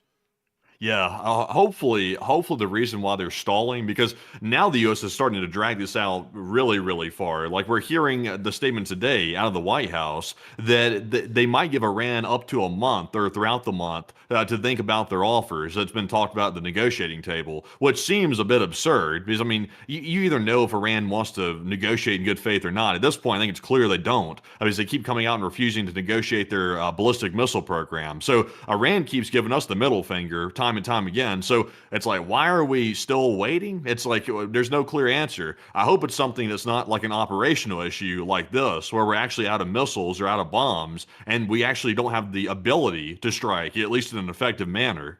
Yeah, I would have to say this is a blunder. And also, someone said, this is a stupid take. Do you think U.S. military personnel are stupid? No, I'll say the Secretary of Defense has to be stupid and not call it this until we're about to bomb him again. Like, that's common sense. I mean, if anyone was in charge of the military that had a brain right now at the administrative level, at the civilian administrative level, that's their job, to catch this kind of stuff and to talk about the larger big picture stuff, like how about ordnance replenishments, such things like that. If you don't catch something like this, there's no way to go, that's a really smart move that they didn't catch this until we're about to bomb them again and we needed them right now, and now they just realize we don't have any, so we gotta buy more. That's a stupid move. Like, there's no other way to put that. Like, I can't say that's smart. Yeah, also, by the way, notice something. I saw Jay Lancaster point this out. He said, notice under the department or agency, it says Department of Defense. It doesn't say Department of War. Do you notice that? Yeah, because, I mean, hell, it's technically still the Department of Defense. It's, remember, it's the unofficial nickname, the Department of War, but the official nickname the official name for every single legal contract filing and so on is still the Department of Defense. Yeah, that's interesting. So they're still using the technical legal name for the department on the bids, like on the actual legal contracts. So that's quite interesting, actually. Yeah, no. See, folks, everyone's been bitching to me for a year now. It's the Department of War. Get it right, you idiot. They still put out their contracts and bids as the Department of Defense. That's their official name. But anyways, moving on from that and on out of the United States, I gotta say, folks, I gotta make this clear.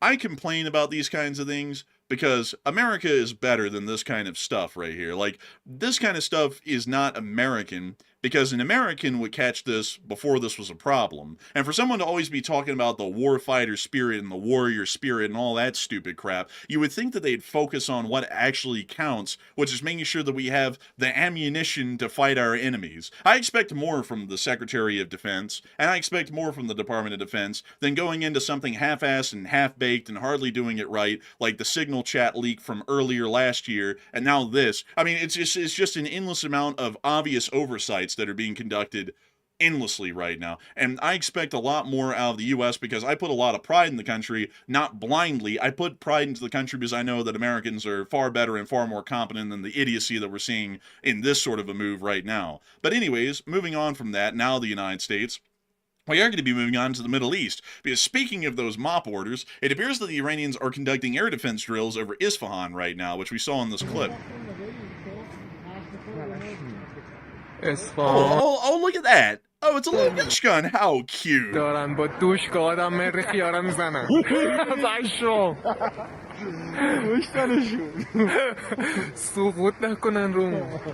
These guys sound Russian. Yeah, really, I was about to say the same thing. It doesn't sound... Are we sure this is Isfahan? Yeah, it says Isfahan. Everyone reported these clips as Isfahan. Is there a second clip or something? Because I would like to hear that language again. Well, I mean, the buildings are Iranian looking. I mean, they have like that lighter construction. It's not like heavily insulated looking, so I think it is in Isfahan. These might be Russians that are visiting Isfahan, maybe. دارن با دوشک آدم مری خیاره میزنن پشم سقوط نکنن رو. I mean, they're not speaking in Farsi. They are speaking Russian. I guess they're Russians in Isfahan, maybe. They, happened to catch it on film while they were down there. But moving on into Tehran, we also were able to hear that the regime is apparently preparing for some renewed protest. We were able to see that the besieged and the IRGC are out in the streets, and they're working on getting ready for them. When you see that they built an elevated firing position above the local police station. And we see that they're talking about it's probably for future protests, because this is usually where the police, obviously the police headquarters, would conduct their holdouts against the crowds and generally fire upon them. And we can also see what appears to be portholes that have been made for the rifles to be stuck through the upper wall and fire into the crowd as well.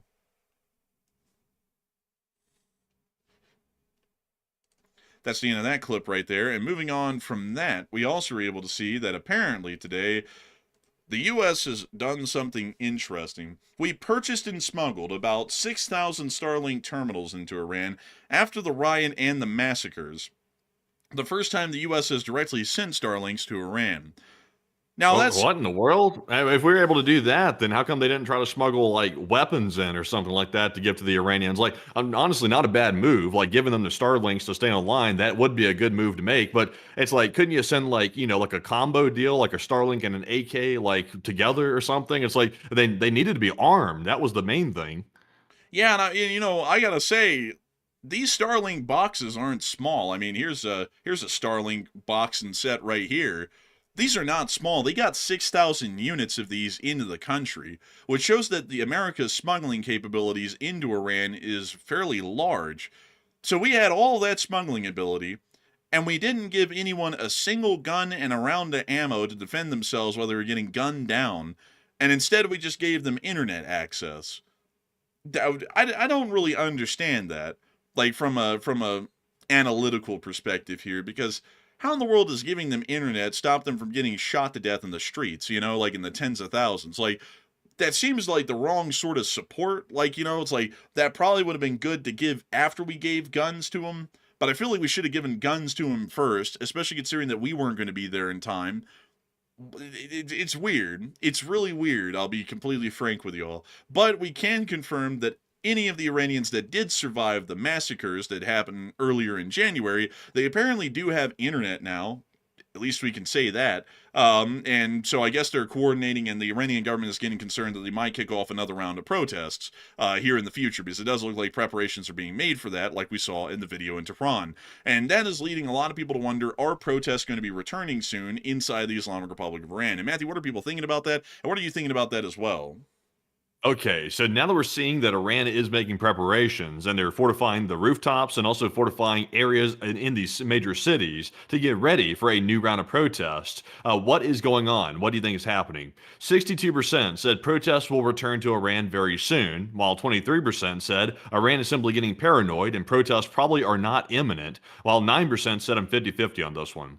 And I would say, unfortunately, the odds of the protest making a new uprising, basically, is very small unless the U.S. strikes Iran and basically takes out the IRGC and somehow levels the playing field. Until that happens, I would really highly doubt that the Iranian people are going to come back out and risk getting gunned down by the masses like happened last time, because they don't have any way to defend themselves. So going back out in the street would be almost futile at this point until something changes in the protesters' favor. So I think Iran's getting paranoid. They're worried that maybe the U.S. might strike, and then once that happens, that could let them be overrun by the citizens.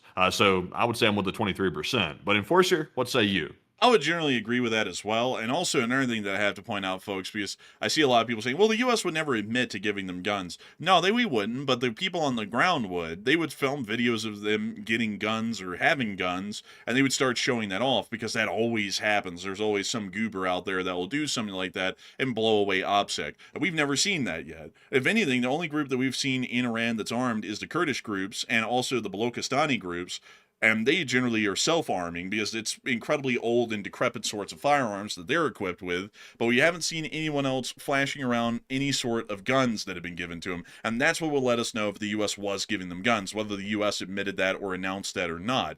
The Starlink thing we did give, we do know that now, and I mean, I just feel like that's the wrong kind of support to have given them. And also, it's a little late, even considering that was apparently done in the midst and after the massacre. While people are getting gunned down, we're giving them Starlink terminals so that way they can upload some stuff to the gram. I mean, seems a little bit misplaced, the timing with that, at least to me. But we did get to hear that the Iranians did directly threaten blockading the Strait of Hormuz today. Any U.S.-Iran war would threaten energy security and could lead to the closure of the Strait of Hormuz, warns the Secretary of Iran's Strategic Council on Foreign Relations on Thursday. If war happens in the region, energy security will be endangered, the Strait of Hormuz will be closed. That was according to Jalal Dengani Firuzabadi, which I cannot believe that I got that close to correct. He said that if the strait is closed, the first country to be harmed is China, arguing that this makes China oppose the war. So the Iranians are going for the maximum losses sort of a strategy. They're not only going to screw us over if they close off the strait, they're admittedly saying that this will screw over their biggest ally in terms of economic and military support, which is the Chinese.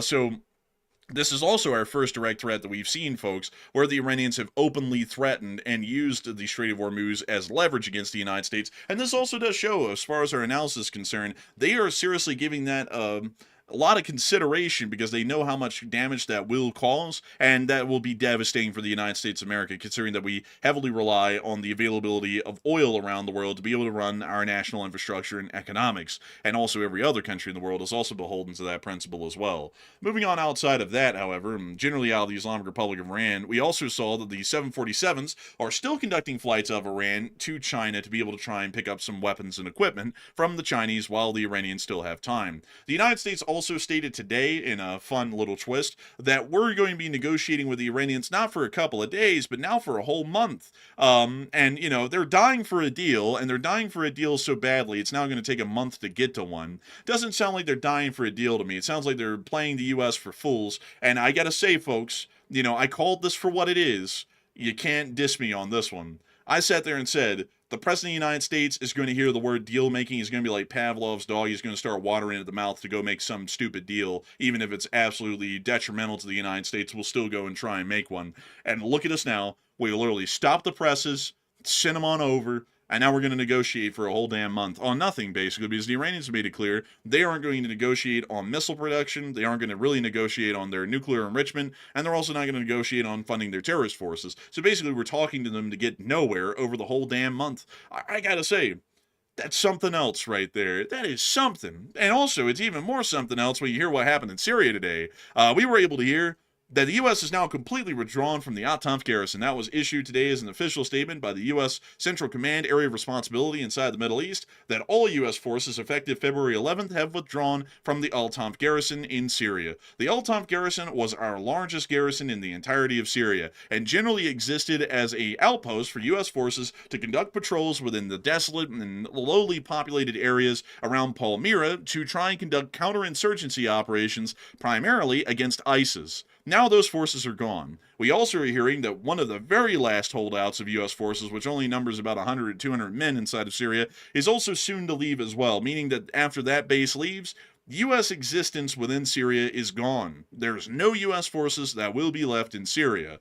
And that also is adding on to the fact that the Syrian army under Jelani's command appears to be moving around a fairly large amount, and we have also seen that they're conducting armored deployments near to the Syrian-Iraqi border. We have no clue why that's happening, but they are in the process of moving armor towards the Iraqi border.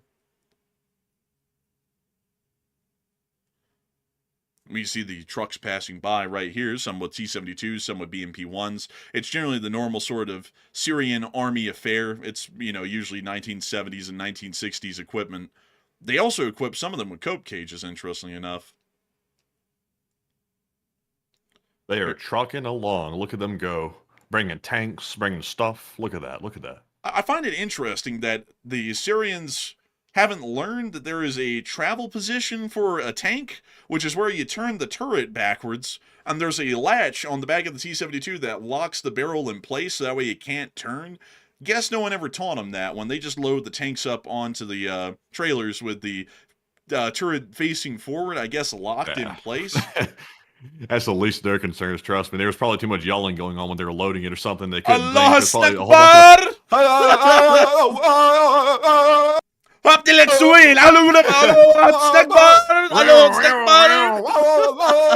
Oh, man. Nobody can think through all that junk. Their brains like scrambled because they can't think through all that chaos. You would just think they'd know, though, you know? Like, it's kind of crazy. Oh, there goes a Toyota. It's famous, you know, Toyotas. That's the truck of Syria right there. But that's the end of that clip. And, you know, that's just a side note, really, that's going on. But beyond that, though, a lot of people are talking about what the U.S. is doing inside of Syria, you know, with the rise of ISIS and everything. And, you know, and it's the fact that it looks like it's going to be getting out of control if we completely leave. But we're completely leaving, it seems. And Matthew, what are people thinking about that? And what are you thinking about that as well? Okay, so we are hearing that, well, first of all, let me cover this. Yesterday, we heard that Al Tanf, which is a very significant Syrian base that U.S. forces were based out of, we fully abandoned that base, which is pretty big deal, by the way. That was a very big one to abandon, probably the biggest. Now today, we've departed a second Syrian base. So now, out of the 8 bases that we were occupying, we're down to 1. We're only occupying 1 remaining base inside of Syria, and I suspect that they will be abandoning that one probably very soon as well. So the question is this a full withdrawal by U.S. forces from Syria? 66% said yes, it is a full withdrawal, while 15% said no, the U.S. is simply reducing force size, and 10% said only time will tell. And I am convinced at this point the U.S. is conducting a full-scale withdrawal, and they simply are not announcing it until it's complete. Maybe for operational security reasons they're doing that, although, I mean, it's pretty obvious that they're withdrawing. At this point, you'd have to be blind not to see it. I think they're going to announce it after they're fully out. So they're operationally leaving. Like, it's clear at this point. They are packing up shop, and they are heading out of the entire country, which we'll have to wait and see if that's a wise move or not later on down the road. But Enforcer, what say you? We will not have to wait. We know that's not a wise move. That's a terrible move. ISIS is literally growing as we speak right now. And while that's happening, instead of dealing with them, we're leaving. It's an absolutely stupid sort of a move. This is about as dumb as the U.S. withdrawal out of Afghanistan, completely abandoning Kabul. That was also a pretty big mistake, especially looking at it in hindsight now. And this will also be a huge mistake looking at it in hindsight. I can promise y'all that. I can probably even put money on that, because the thing is, folks, is that, like I've been saying, the current and prior U.S. administrations don't really look beyond their noses at what in the world's going to happen in the long term if they conduct certain actions. And while we send 200 U.S. soldiers to go fight ISIS in Nigeria, aka that's ISIS store number 1032 in Nigeria that we're going to fight, we're not dealing with ISIS HQ that's in Syria and Iraq, which makes no sense at all. I've explained that a lot last night, and I've explained that a lot over the weeks. This makes no sense whatsoever. These people are going to conduct a terrorist attack, y'all know, in the United States someday, because they're going to take over land here. They're going to be able to raise enough money to be able to radicalize people and arm them over here, and they're going to conduct attacks over here. This in the long run is going to cost American lives, what we're doing right now in the Middle East.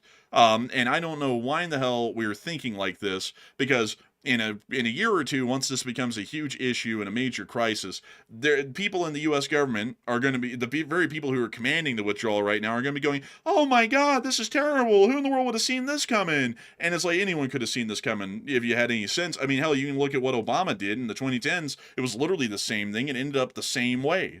Yeah, like, it's going to end up horrendously. We can tell you all that. But anyways, moving on from that, we also were able to hear that the Israelis apparently had a little bit of developments today. They said that the likelihood of an agreement between the United States and Iran is slim. Who would have ever thought? We also were able to hear that the Israelis have apparently arrested several people for allegedly using classified information to place bets on Israeli military operations on a fairly significant sort of a gambling platform. Now, I thought the U.S. had problems, and China had problems, and Russia had problems with confidentiality, but apparently the Israelis, they go out there and they go and bet for money on military secrets. Man, I wonder if that's where those, occasionally you'll see like one of these like huge bets on something that is very specific. For example, like one of the bets will be like the U.S. is going to attack Iran on this night at this time, and all of a sudden you'll see somebody like throwing like $100,000 on it, and everybody be like, "What the hell? Like, does somebody know something that we don't?" I wonder if this has something to do with that. Like, it seems like possibly someone with inside knowledge might be making a bet that large, because I don't know who else would be crazy enough to do something like that. I mean, exactly. I mean, that's actually pretty crazy right there. I mean, the officials involved in the Israeli military betting for money on military secrets. I mean, that's something else right there. But moving on from that and on out of Israel, it's now time for us to move on into the rest of our news outside of the Middle East. That's going to be moving us on over into East Asia, as we were able... Oh, by the way, one last bit of news about Iran before we move on. They did launch their first satellite today out of the Baikonur Cosmodrome. You can see that right there. That's basically all there is to it. We don't know how competent the satellite is. We don't think it's that competent at all. It's basically just a bit of a status symbol for the Iranians to say they have a satellite in orbit. Moving on from that, though, the North Koreans have issued a threat to South Korea today, stating that there will be a terrible response in the event of repeat drone incursions from South Korea. Not a lot's going to come out of this. It's just bravado as usual from the North Koreans. So moving on from that and down into Taiwan, we also were able to hear that a Japanese naval vessel seized a Chinese fishing boat today, arrested the skipper, and apparently is holding the vessel and the skipper, according to the fisheries agency. Now, that's unfortunate. I mean, what a shame, really. I mean, honestly. And we also were able to hear that the Taiwanese have finalized a deal with the United States worth $44.4 billion of natural gas and crude oil, $15.2 billion of civil aircraft and engines, and $25.2 billion of power grid equipment, generators, marine equipment, and steelmaking equipment through to 2029. Pretty decent business deal with the Taiwanese, I'd have to say. This is quite a good one. I like that. I like to see that.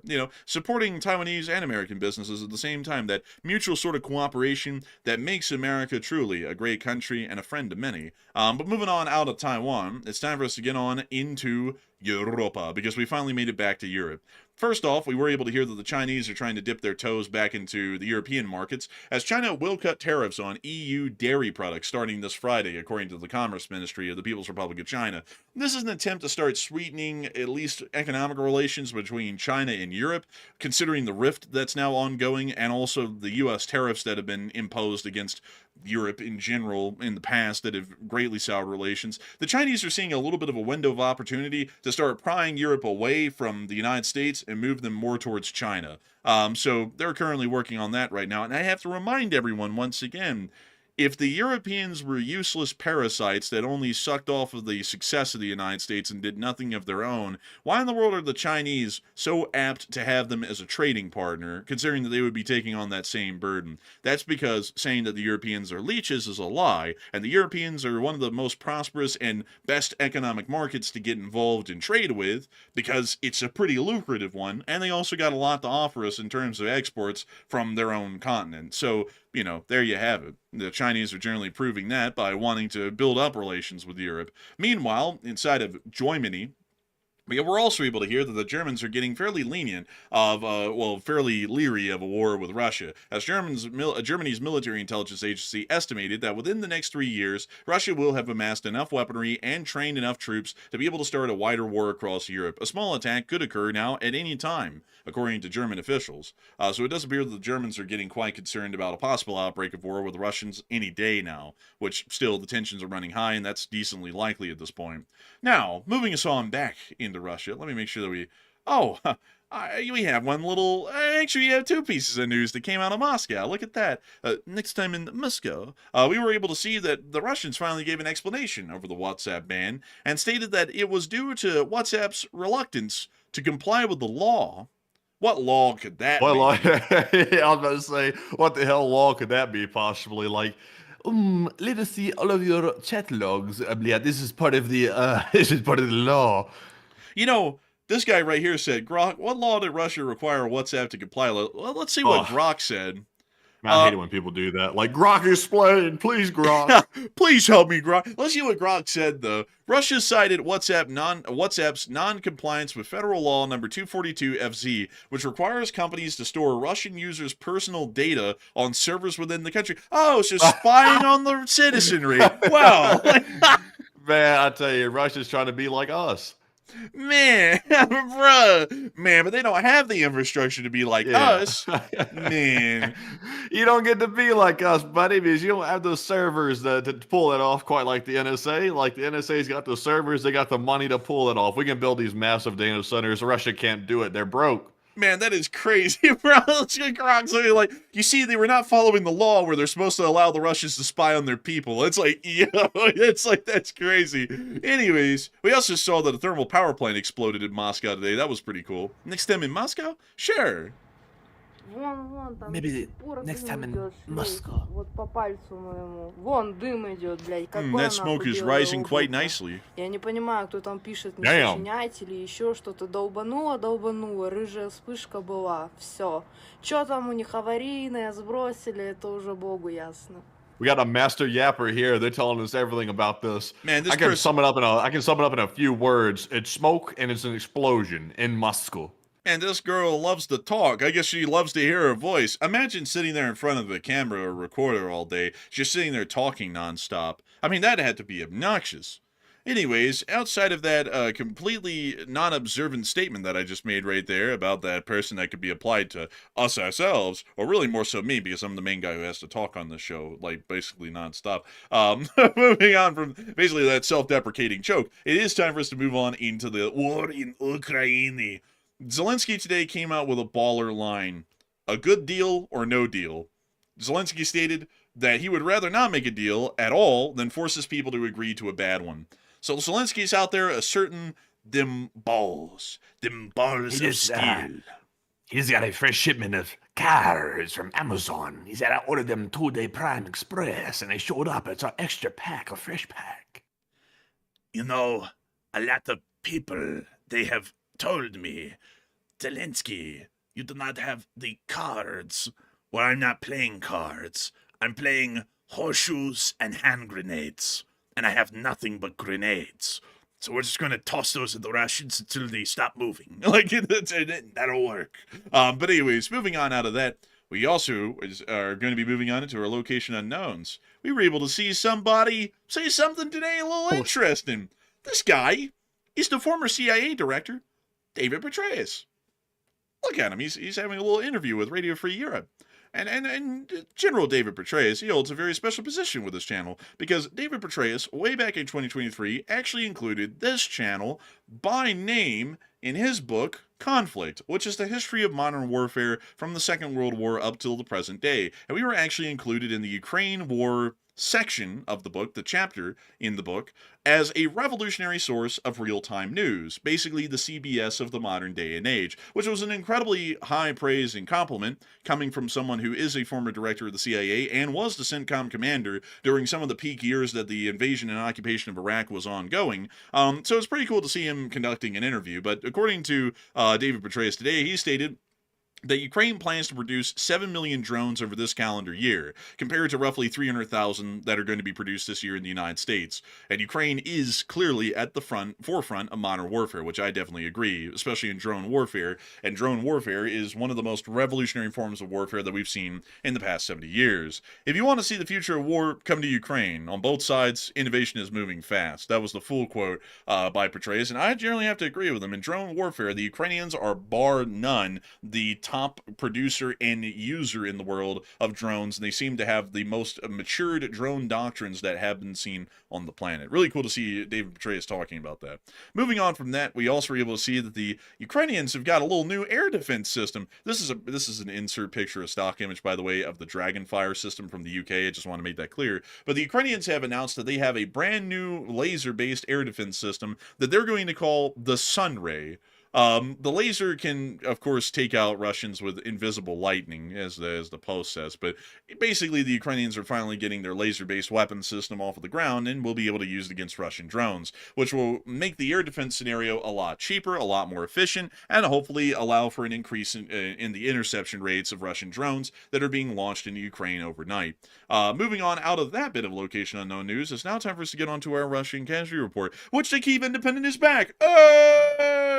Look at that. We got one Bobcat today. Look at that. They really came through with one Bobcat. I must admit, that's a nice thing they did for us for a comeback of the Kyiv Independence little report here. But tell us more. Oh, man, it's a great thing to see. And according to Miss DC, keeper of the records, 1,442 drones is the second highest daily loss. Highest artillery and MLRS in the past 3 weeks happened today. And also, there were low troop losses, the 6-day and the 700s in the past 10 days. Over the course of the past 24 hours, 770 Russian soldiers have been wounded and killed, along with 5 APCs, 172 supply trucks, 1 main battle tank, 65 artillery pieces, 1,442 drones, 3 MLRSs, 1 anti-aircraft warfare system, and 1 Bobcat skid steer.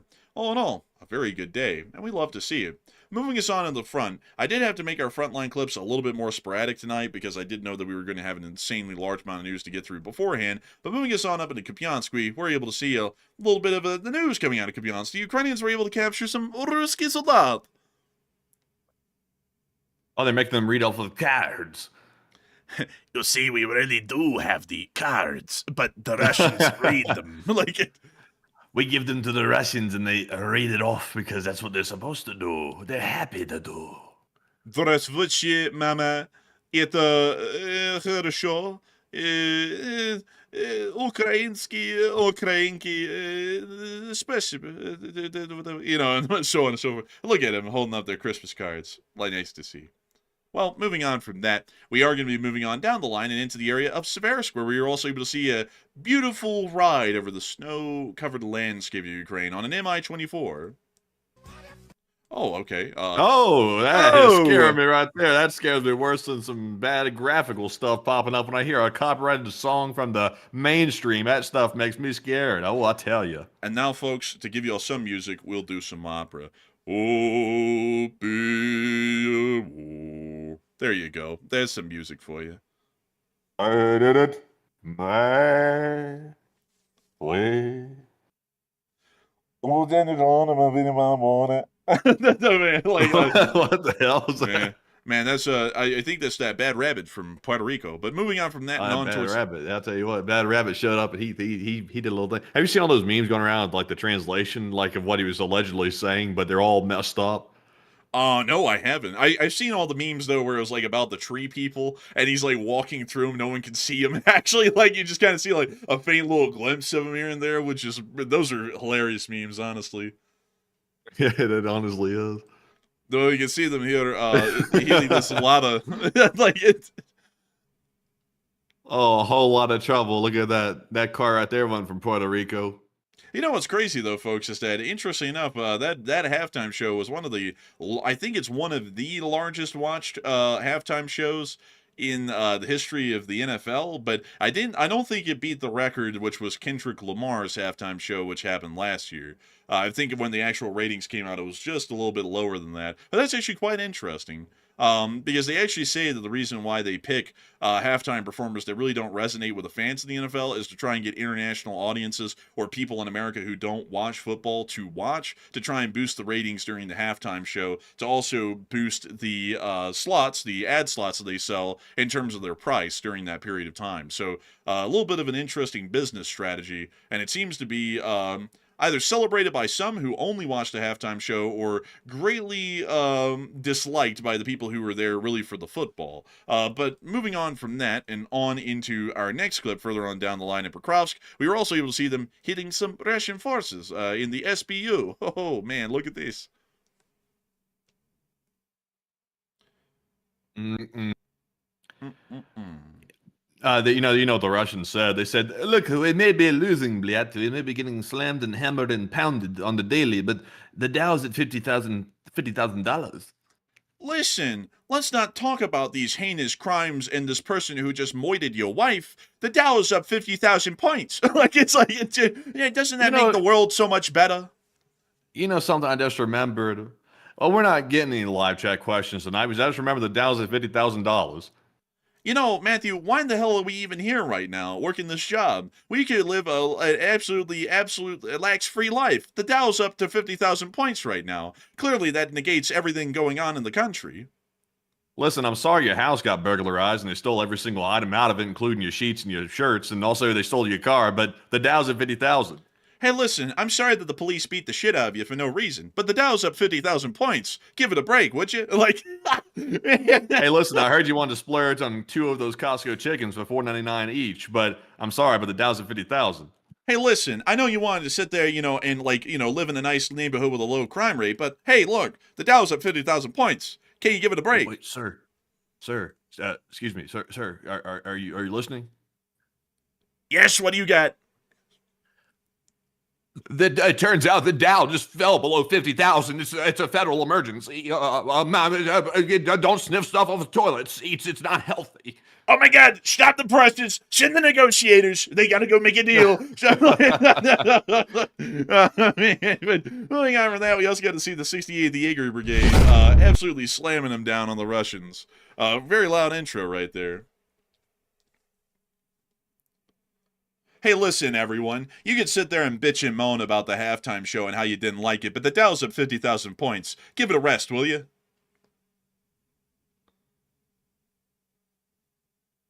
You know what's not? You know what's not a 50,000? Gold, silver, and Bitcoin. I feel sorry for the folks that are holding that. Like I feel sorry for you. People were stacking up on gold, like hoarding it away, like it was Fort Knox or something. Now all of a sudden they're trying to unload that gold as fast as they can. Man, I gotta say, man, I'll just be completely frank with you here. I really feel the most sorry for the people who are running ads for silver and gold. That's got to be a tough business right now. Silver and gold, silver and gold. It's so precious, the gold. Everyone said it wouldn't fall, but gold is based on the belief that it has a price, that it has a price. And if you go to www. And everyone was telling me, man, do you remember? Everyone was telling me when I was like, gold really doesn't have a value. It's just prescribed by people to have a value. Everyone was like, no, you liar. It only goes up and it never falls. And oh, well, look who's laughing now. It's like, man, we were like proven right basically within 2 months of making those claims.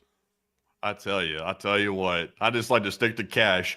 Everybody's always talking about if you hold cash, that inflation's going to eat it up. I say, yeah, that's true. But in today's investment market, with it being so volatile and literally every single investment possible, even in the ones that were generally stable, I'm not sure anymore about that. I think you might be better losing a little money to inflation. Man, straight up. Also, by the way, folks, it's finally time for us to make it to Kyiv and cover the speech from the president of Ukraine, President Volodymyr Zelenskyy. And so, without further ado, everybody, if the speech loads. Here we are. Hey, it's the Big Z. Look at him. And he's wearing his sweater. And so without... Cards. Why don't you wear a suit, you bum? I'm just kidding. Because I'm not spending money on suits. I'm spending money on cards. Man. I can't spend money on suits. I'm too busy gambling with all the cards that I have. Now shut up and go mess with the couch. But anyways, with that, it is time for us to get on into the speech from the president of Ukraine, Volodymyr Zelenskyy. And so without further ado, here's the speech. Speech! Шановні українці, українки, зараз в Києві, в Одесі, в Дніпрі, в області, також в деяких інших наших регіонах триває відновлення після російського удару. Черговий масований удар по енергетиці. Знов було багато балістики саме проти енергетичних об'єктів. Більшість з усіх цих російських засобів було 24 балістичні ракети у ніч на сьогодні. Ще одна керована ракета, також більш ніж 200 дронів. Значну частину вдалося збити. Завдання міністра оборони, він зараз з європейцями та іншими нашими партнерами на Рамштайні. Потрібно прискорення з пакетами для нашої ППО. Це ключове завдання зараз не тільки для України, але для усіх в Європі.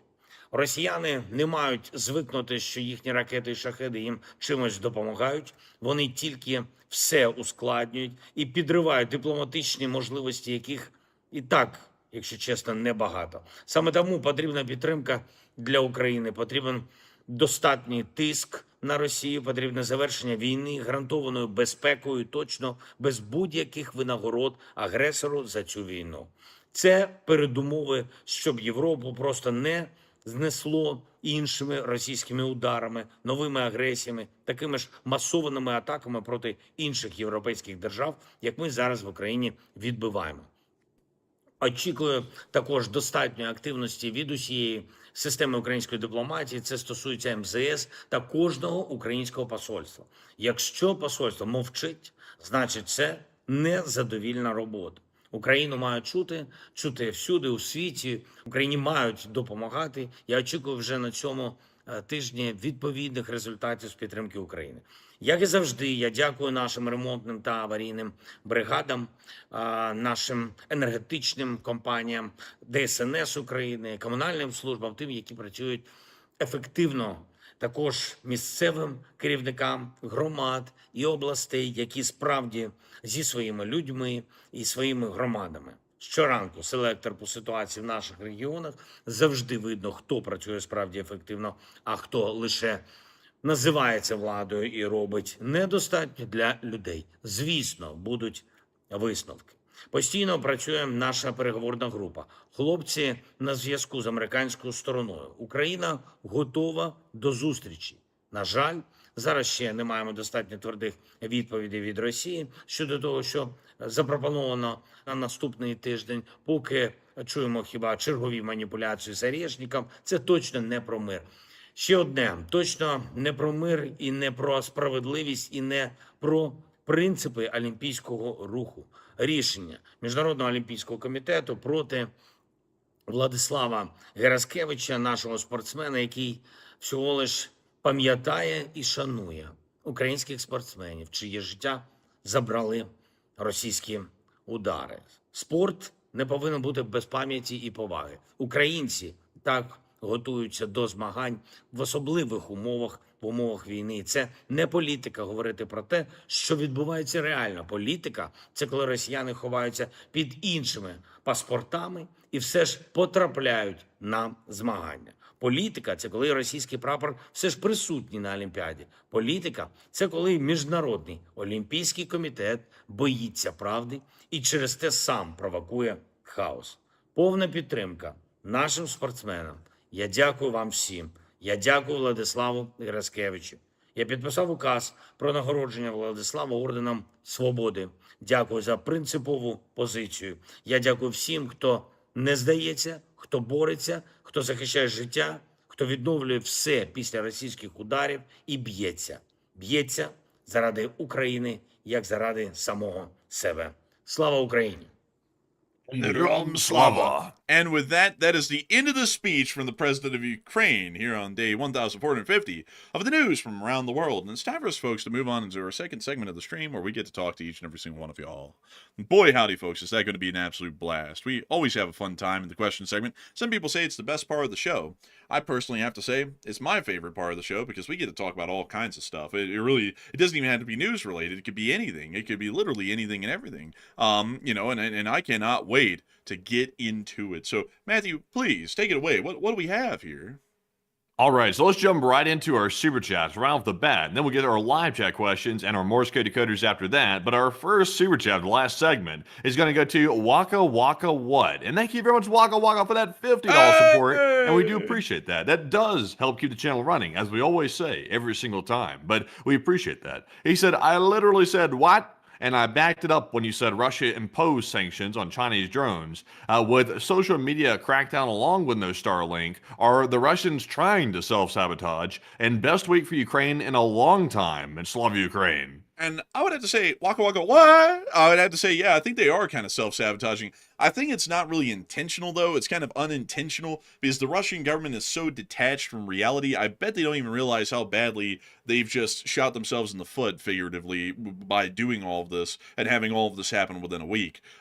So I think that they're not intentionally trying to screw themselves over, but they're unintentionally screwing themselves over because this is the same kind of screwing that you would see Stalin do to the Soviet army right before the Second World War. He purged all of the experienced officers out of the military and had them killed. He then went and had all of these absolutely insano military reforms conducted that a lot like what the U.S. Department of Defense or the Secretary of Defense is really focused on right now. It's about being a war fighter instead of actually fighting a war in a realistic way. It's beyond the comprehension of some, including Stalin. But beyond that, it's things like that that the Russians are doing right now. They basically focus on the whole pizzazz of having some guy in a cape, standing on top of some rubble with a AK, going, "Oorah!" And they don't focus on how to get the guy the shoes, the cape, the uniform, the gun, the ammo, the artillery support needed to get to that position, the supplies such as food and such that would be needed, the comms to be able to effectively maneuver properly to push the Ukrainians out to get to that position. They don't really focus on any of that stuff. They just focus on the camera work, what it looks like in front of a lens. Well, riddle me this. If Putin knows, because I'm sure he's probably not familiar with all the intricacies of how the frontline situation works. He probably leaves that to the underlings and the generals and colonels and things like that. But he understands, though, that if he cuts off something like this and they're using it for communication, it's going to cause a logistical issue. So I'm sure the generals are telling him that, probably to a certain degree, well, whatever they're comfortable with without getting thrown out of a window, they're probably telling them.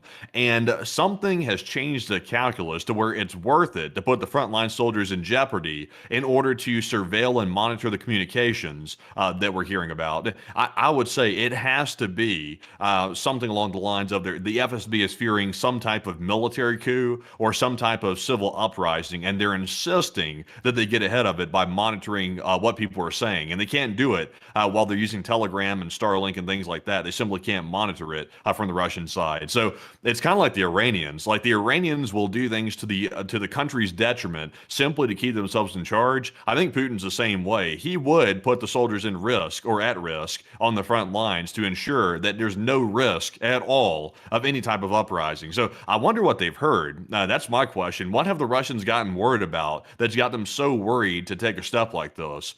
Matthew, are you crazy or something? Civil unrest, an uprising? Matthew, the Dow's up 50,000 points. How the hell can you even talk about something like that? Let it rest. Come on, will you? I mean, the Dow is up 50,000, or it used to be up 50,000 points. It's not anymore, but the Russian stock market is now up 50,000 points. It's pretty bad. Let's see where the Dow Jones is at. Ooh, man, that thing's at 49,400 right now. Yeesh. Ooh, oh my God, this is actually like a plummet. This is what it looked like over the last 5 days. So, I mean, when the statement was made, the Dow was over 50,000, and it basically never dropped below that except for the 11th at 11 a.m. this morning. But then it dropped. I mean, good Lord. Let's go look. Jesus. That's like the biggest drop except for January 20th of all year. A lot of people are hurting. Man, at least your retirement accounts are hurting. But what the hell are you talking about, Mandy? What do you want to know about all these crimes? I mean, the Dow was up 50,000 points. I mean, what the hell do you want? But beyond that, though, all jokes aside, I'd actually have to say I think that the Russians probably do have something in the background that's brewing. Maybe they're starting to get an idea that civil unrest is highly unlikely, and they have weighed out that the survival of the government is more important than the status of the army on the front. So they now prioritize the home front situation over the army, and that's why they've completely screwed themselves over this way. That's also fairly likely.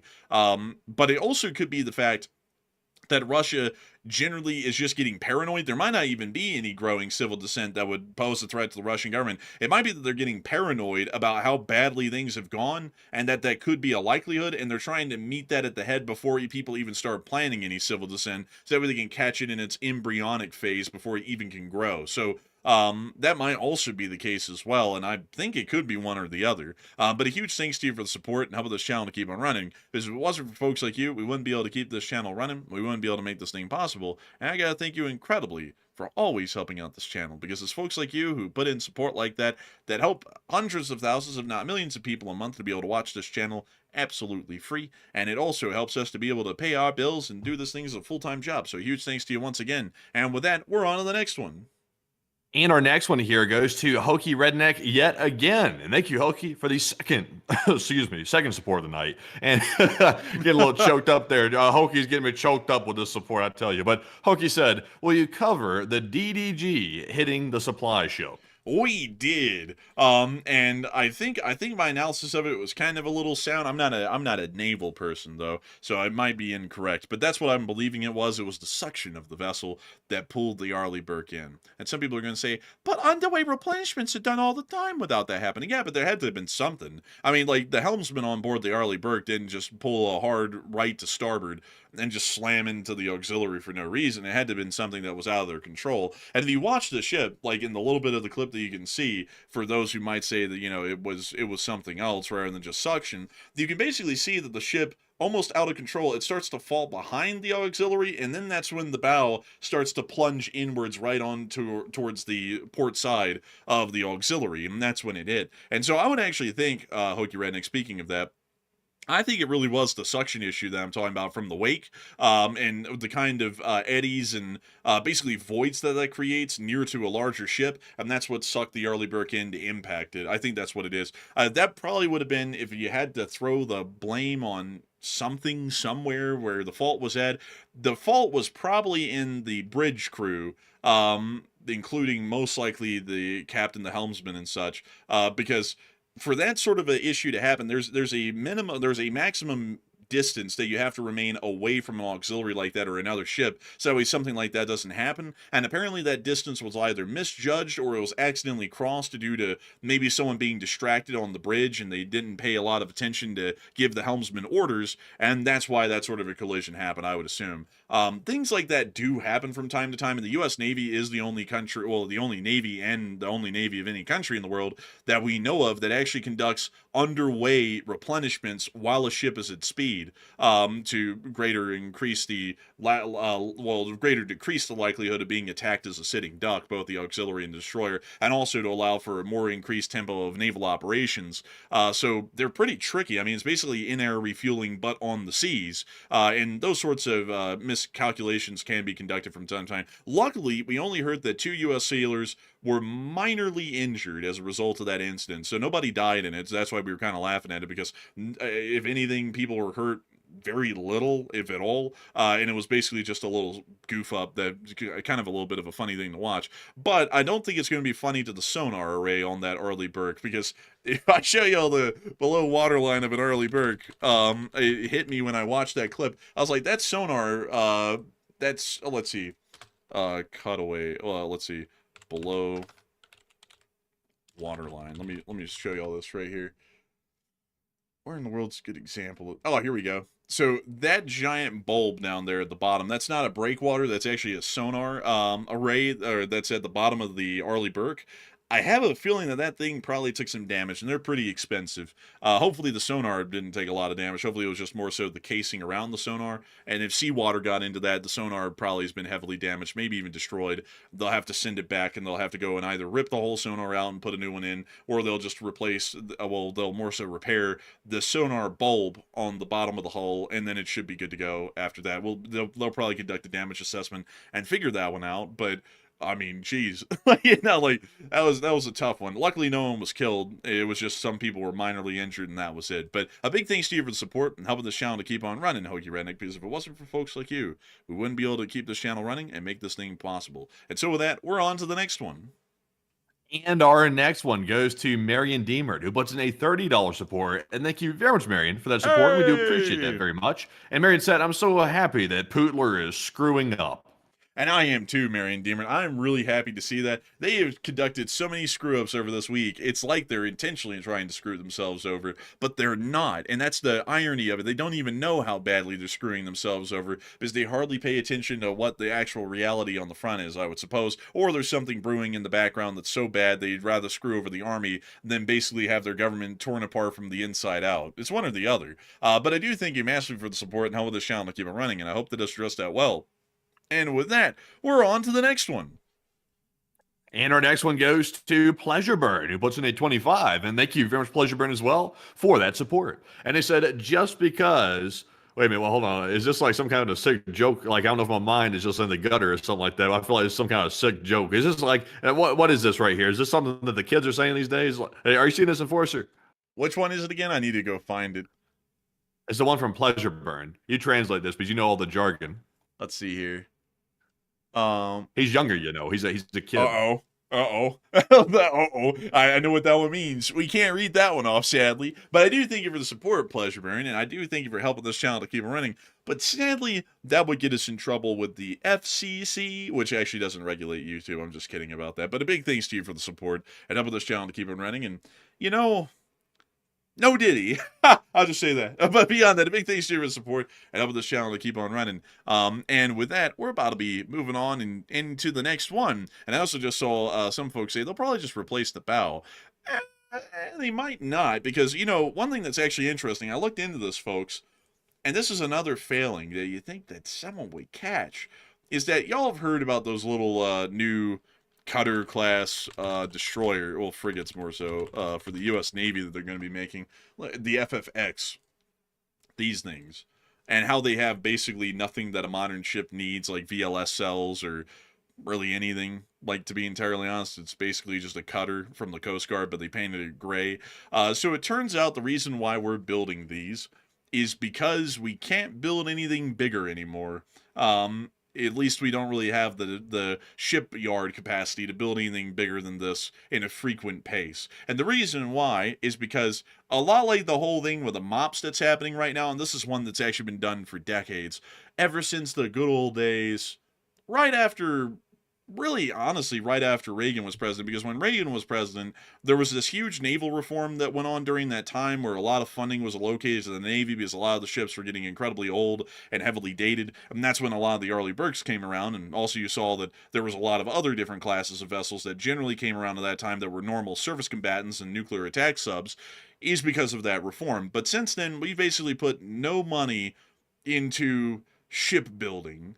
It's been a trickle since then. So a lot of companies that rely on a continuous stream of business, like shipyards, they don't have that continuous stream of business from the U.S. Navy to build new ships, so they go under. So a lot of these shipbuilders that used to build the Arleigh Burkes, or used to have the capacity to build an Arleigh Burke and say their slipways and construction yards and stuff, they don't have that anymore. So a lot of the shipyards that are left here in the United States, most of them can only build something about this size, and that's why this thing is so deficient in every way. But we're trying to build them, is because we're trying to pump a little bit of money into these companies by basically building useless ships, so that way they can eventually build out a larger and more competent shipyard that will then be neglected probably in the future, because people will go, oh, why are we spending so much money on the Navy? And then they'll not spend any money on them, and then all the shipyards will collapse again. So, you know, that's the problem that we have right now. But it just irks me, folks, because you would think that people would pay attention to this kind of stuff. You know, like maybe the Secretary of the Navy would say something like, you know, like, according to our reports, like, a lot of these shipyards look like they're about to shut down. Maybe we just want to give them some contracts to build something, you know, so that way we can keep them afloat. Yeah, they ought to just build a little extra. Yeah, I mean, like these companies revolve on continuous business like every other company does, but then we sit there and go, okay, build us a batch, and then screw you, we'll see you in 30 years. And a company cannot float for 30 years without building anything. You know, and also another thing that I have to point out is that a lot of people be like, well, why don't they just build civilian ships? Nobody really wants civilian ships from the United States because we don't build them big enough. In the modern day, in a lot of the civilian world for marine vessels, they build them as big as they can, and most of those ships are built in one of three countries: Japan, South Korea, or China. And a lot of our major shipbuilders never appeared because everyone basically got to live in the cocoon of the Jones Act, and they didn't have to build anything too big. So then we all fell behind in shipbuilding here in the country. So basically, if it's not military contracts, nobody's giving them contracts to build anything, and then they can't subsist for any long period of time before we need new ships again. And that's why these are being built. So, you know, a little bit annoying with that. And I would wish that the government wouldn't just fill out a contract for useless ships. They ought to just give these shipyards a whole bunch of money and tell them build out the proper facilities needed, and then we'll just subsidize that basically indefinitely, so that way we have shipbuilding capacity. That's what I'd do. But anyways, with that, I hope that does address it the best I can. And a very interesting point that a lot of people were bringing up. But with that, it is time for us to move on and into the next one. All right, so moving into our next super chats here, this one goes to Gunfox. Gunfox puts in three $20 super chats, and thank you very much, Gunfox, for that generous support. He has some shuttle news for us here. He said STS-49 was NASA's maiden flight of the Space Shuttle Endeavour, which launched on 5/7 of '92, and the primary goal of its 9-day mission was to retrieve an Intelsat satellite, Intelsat 603, only 3-person EVA, and question from the chat. And thank you so much for the support, Gunfox. And thank you for sharing a day in space history, a legendary sort of a thing that Gunfox 61 has done. Days in history and space history. And I got to say, that's very interesting here about STS-49. I also got to say, this picture, for some reason, folks, it like screams 1970s to me. I don't know about that, but what do you think, Matthew? Yeah, I think it does scream the 1990s. When was this mission launched? It was launched 92. 92. 92. For some reason, though, it's giving me 1970s vibes, though, for some reason. Like, I don't know why. But beyond that, I do have to say, humongous thanks to you for the support. And really interesting to hear that this was the first use of the Space Shuttle Endeavour. And I endeavor into the question as to why is this picture so whitewashed? Like, it's like they got the contrast thing and they put it out to, like, the brightest setting they could. It's interesting looking, though. Very 90s-ish, or 70s-ish. But a huge thanks to you so much once again for support. I hope that does address that incredibly well. And with that, we're on to the next one. And Gunfox's second super chat says, STS-45, 324 of 92, the NASA Space Shuttle mission using the Space Shuttle Atlantis, is almost 9-day scientific mission with a non-deployable payload of instruments. 11 flight for Atlantis, 46 Space Shuttle mission. Interesting. Here's a picture from STS-45 right here. I gotta say, the Space Shuttle was awe-inspiring. A really cool sort of a system. And I gotta... Oh, wait a minute. They blacked out some of the equipment on this thing. Do you see that, Matthew?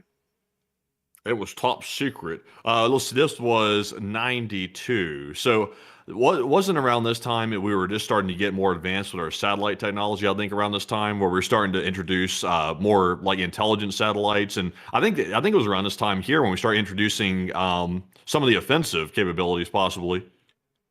I think so. I think it might be the case. Interesting though that they have it blacked out. It's kind of reminding me, Matthew, of that picture from that beach. You know the one I'm talking about, where they have like that solid black bar in the middle of the picture, and it's and then you just see the silhouette off to the. You know what I'm talking about? The what? You know that picture. You know that picture. You know the one that's censored for security reasons because you don't want to give away anyone who might have been involved in a crime. Yeah. Yeah, that one. Like it's that one, clearly. But beyond that, I thank you so much once again for support, Gunfox, and sharing another interesting bit of space history with us with STS-45. So a big thanks to you so much for the support. I hope that does address that incredibly well. And with that, we're on to the next one. And the third and final super chat from Gunfox, and thank you very much, Gunfox, for that support.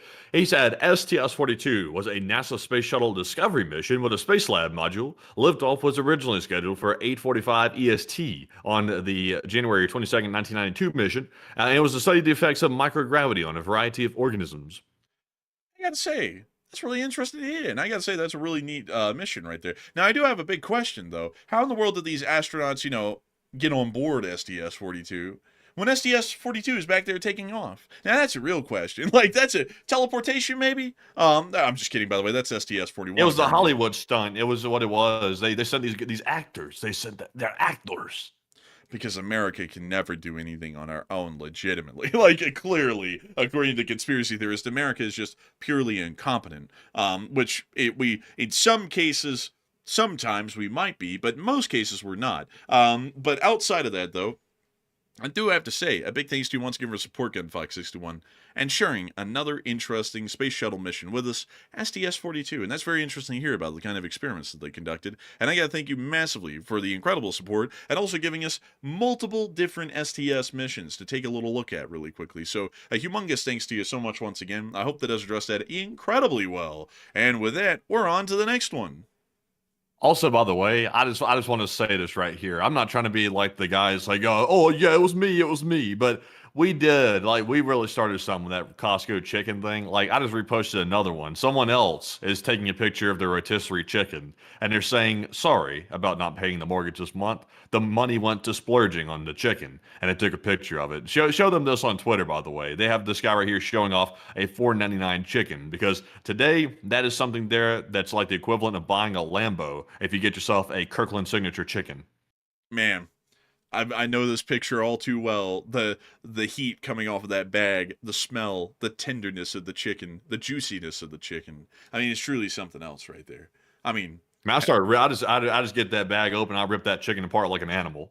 Actually, that's what I do as well. I rip that thing apart like I'm a caveman. Like I'm like ooga booga. Like I just start ripping it apart and eating it on the spot. It's Man, really I could be like a production line with these things. Like a couple of like put out a whole bunch of slices of bread, get the mayonnaise out and start slapping it on the bread, and then throw some of this chicken on it. You have sandwiches for days. like literally days. Like this is multiple meals worth of sandwiches for $5. Like that's a good value. But I gotta say, you know, folks, this whole deal about the Costco chickens, it started here. Nobody else has had a craze for Costco chickens like we have had. I'm betting money, folks, that whoever wrote that article that started this whole thing, they had to have watched this show and they had to have heard us talk about Costco chickens. And that apparently became part of their article, is that Gen Z kids, because those kids were Gen Z kids, are apparently splurging on rotisserie chickens, which are $5 each, which I'd say is very, very far away from a splurge. Yeah, I would say it's pretty damn far away from it. If you do the raw math, like if you turn this into, like, let's say you turn it into 4 meals, like, you know, like lunch and dinner for like 2 days in a row, you've just stretched $5 plus the bread cost. So let's say in total, between the mayonnaise, the bread, and the chicken, and then maybe a little salt and pepper, that's $10 in total. And you stretch that across 4 meals across 2 days. That means roughly 2, 4, 6, 8. You're paying about $2.50 or so a meal for that. I wouldn't call that splurging. I wouldn't call that splurging at all. As a matter of fact, that's being more penny pincher than normal for most folks. I mean, do y'all know how much Uber Eats costs? I mean, hell, that's expensive as hell. I mean, like, it's so expensive, it's almost a crime, honestly. It's like, if this is considered splurging, it's like what's considered roughing it? Like eating a bowl of mud?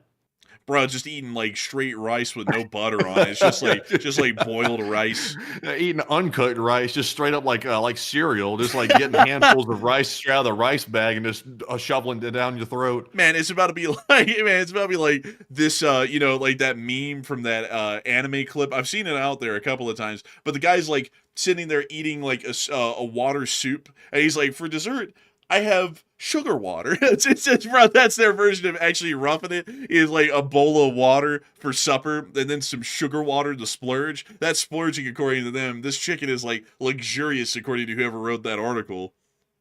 I'll tell you what, that's really crazy. It's insane how like all of a sudden like we can go from having like a normal existence, like where people eat normal and stuff like that. Obviously not eating like steaks every single night or something like that. That's not normal. That was luxurious even in prior standards. But it's crazy. We go from like eating stuff that's normal to then now we're splurging on a $4 chicken. It's like how the times have changed. Now imagine if the prior generation was eating like this, they'd be bitching worse than what the current generation's bitching about. They'd be like, "What the hell has happened?" It's like, well, I wouldn't blame you for bitching about it because it's really disgraceful. Man, damn. You know, whenever I look at those old menus on board airplanes that you got in every class, and then you look at if you look at anything from back then, you know, like from the 60s and stuff and the 70s, it was pretty on up there, like normally.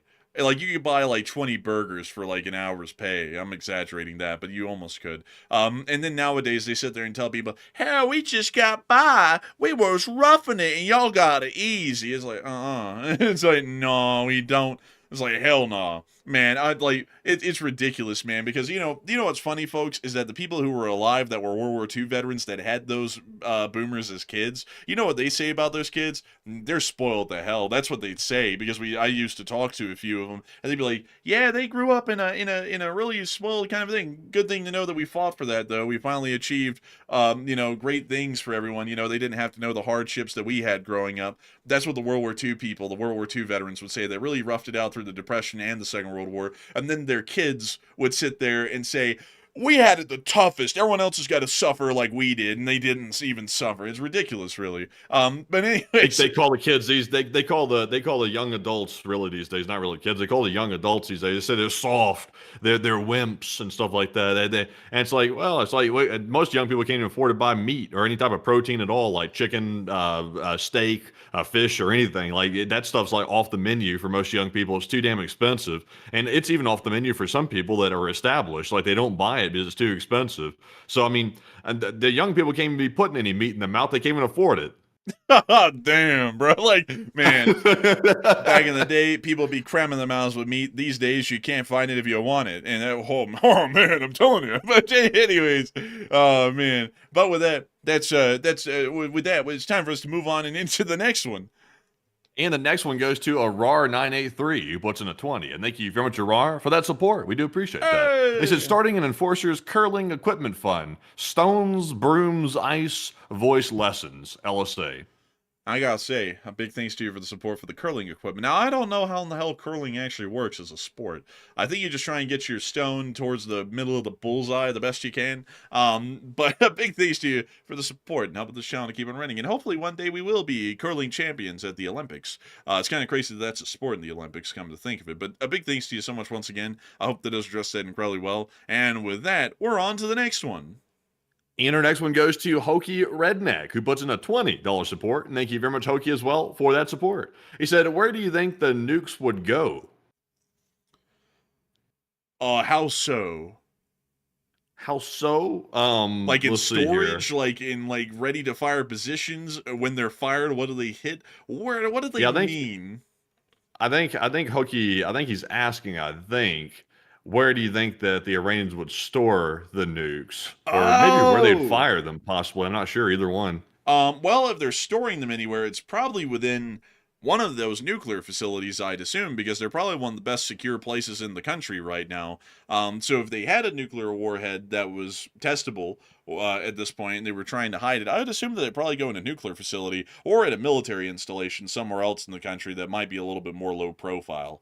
So I hope that does address it the best I can, Hokey Redneck. And big thanks to you once again for support and helping this channel to keep on running, because if it wasn't for folks like you, we wouldn't be able to make this channel possible and we wouldn't be able to keep it running. And so a big thanks to you so much once again. I hope that does address that well. And with that, it is time for us to move on and into... Wait, I got some more lore on the seasoned rotisserie chicken from Costco that we're not sponsored by, but we keep mentioning like we were. They ought to sponsor us at this point. We've got probably driven some sales to their stuff. But I see that the Wall Street Journal even got in on this right here. The Twitter post here says Gen Zers and millennials are swimming in student debt and may never own homes. That's facts, actually. But they're splurging on gut-healthy juices and rotisserie chickens.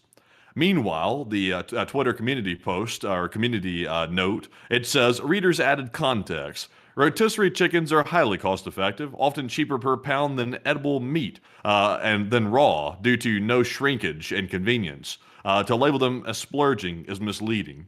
Man, I remember back in like the early 2010s, it was like legit splurging, like avocado toast, which is actually fairly expensive. Now they're calling splurging a rotisserie chicken. Now call that detached. Like that is legitimately detached. Have they not seen the price tag on a rotisserie chicken at the Wall Street Journal? Yeah, I don't know. I just reposted it right here so you can take a look at it on the Twitter page. You can see the thing yourself right here. And also gut healthy juices. What the hell does that mean? Oh, bruh. What is that? Let's read this.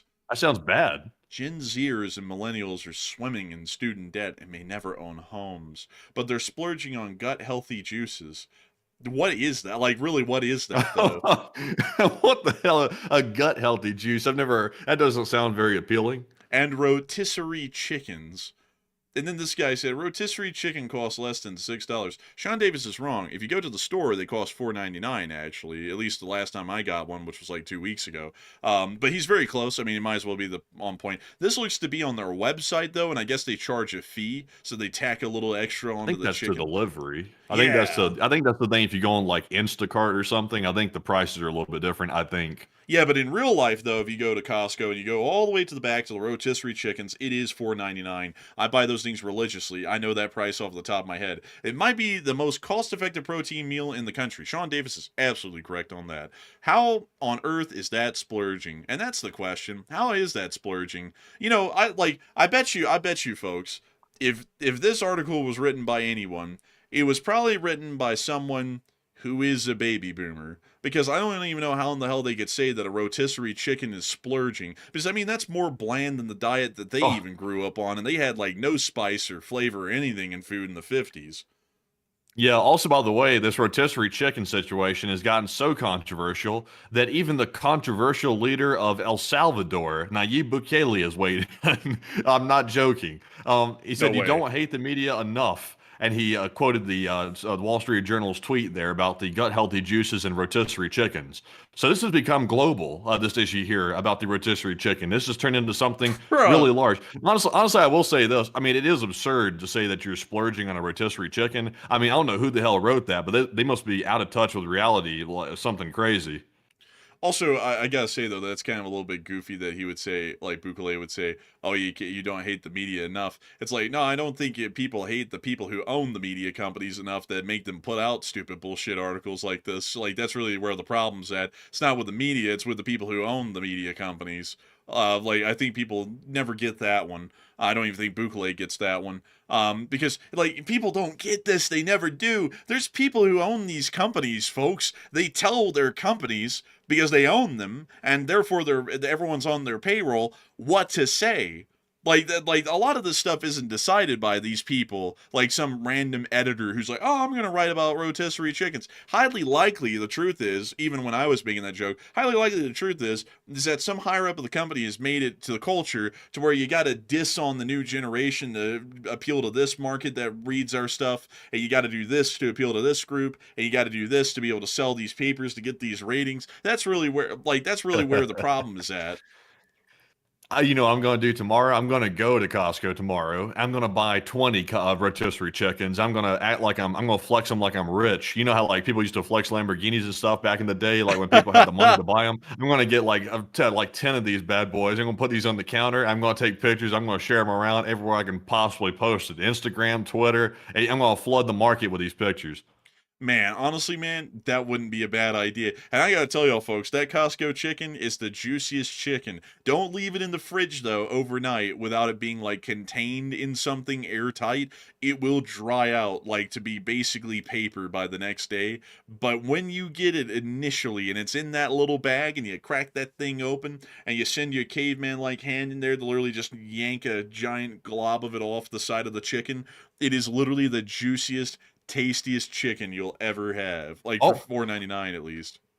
breaking news. This has gotten so out of hand that Vladimir Putin has weighed in. What? No, I'm joking. I'm Oh, just joking. That's going too far. That's too far. bro, I I can't. wouldn't give a damn if you weighed in anyway. You can stuff a chicken. I don't give a damn. I know this, folks. I know this. Nobody on the planet in social media has talked about Costco chickens as much as we have. This had to have started on this channel. Like, if I'm sure of anything, this had to have started here because we're the only people I think with a running Costco chicken gag on almost every show, and this ended up coming out eventually. And we're Gen Z too, so it seems to line up that someone basically wrote the article kind of about that, which is absolutely stupid. Like that's the stupidest article ever written. But anyways, with that, we are going to be moving on and into the next one. All right. So our next one here is going to go to none other than Moby Duck. And thank you very much, Moby Duck, for that $20 support. He said, check out the Halifax explosion. Tanker and ammunition ship collided in the harbor and exploded in LSA. Man, you about to whip out that Boston accent? You said they hit that and exploded in the harbor. I was like, Yeah, oh, I hate to admit it, but I'm actually from New York. I'm not from Alabama. we actually from Harpersville. Take a look. But beyond that, that's the Halifax explosion. One of the biggest, I think it is the biggest non-nuclear explosion that ever happened, and it happened because a tanker and an ammunition carrying ship called the Mont Blanc collided in Halifax Harbor. This harbor right here.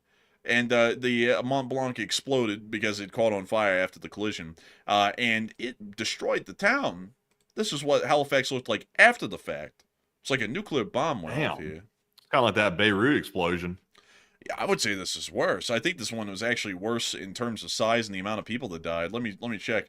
Yeah, 1,782 people died in this explosion, and about 9,000 people were wounded as a result of the explosion. The Mont Blanc was literally atomized. Like, they didn't find a single piece of it anywhere at all after the explosion, which is pretty crazy to think the explosion was that strong. It literally made a ship disappear. And let me see if I can show y'all some more of this. Oh yeah, this was like the relief trains that were coming in and getting people out of Halifax and also bringing in doctors and such. It was a crazy thing that happened. And this happened in the middle of the height of the First World War, by the way, folks. I think this happened in 1917, right before the U.S. entered the war, if I'm not mistaken. Yeah, well, actually a little bit after the U.S. entered the war, actually.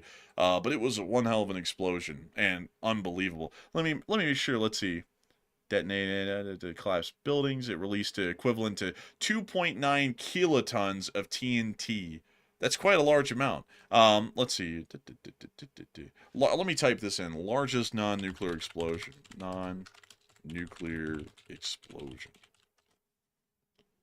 Let's see. Largest artificial non-nuclear explosion.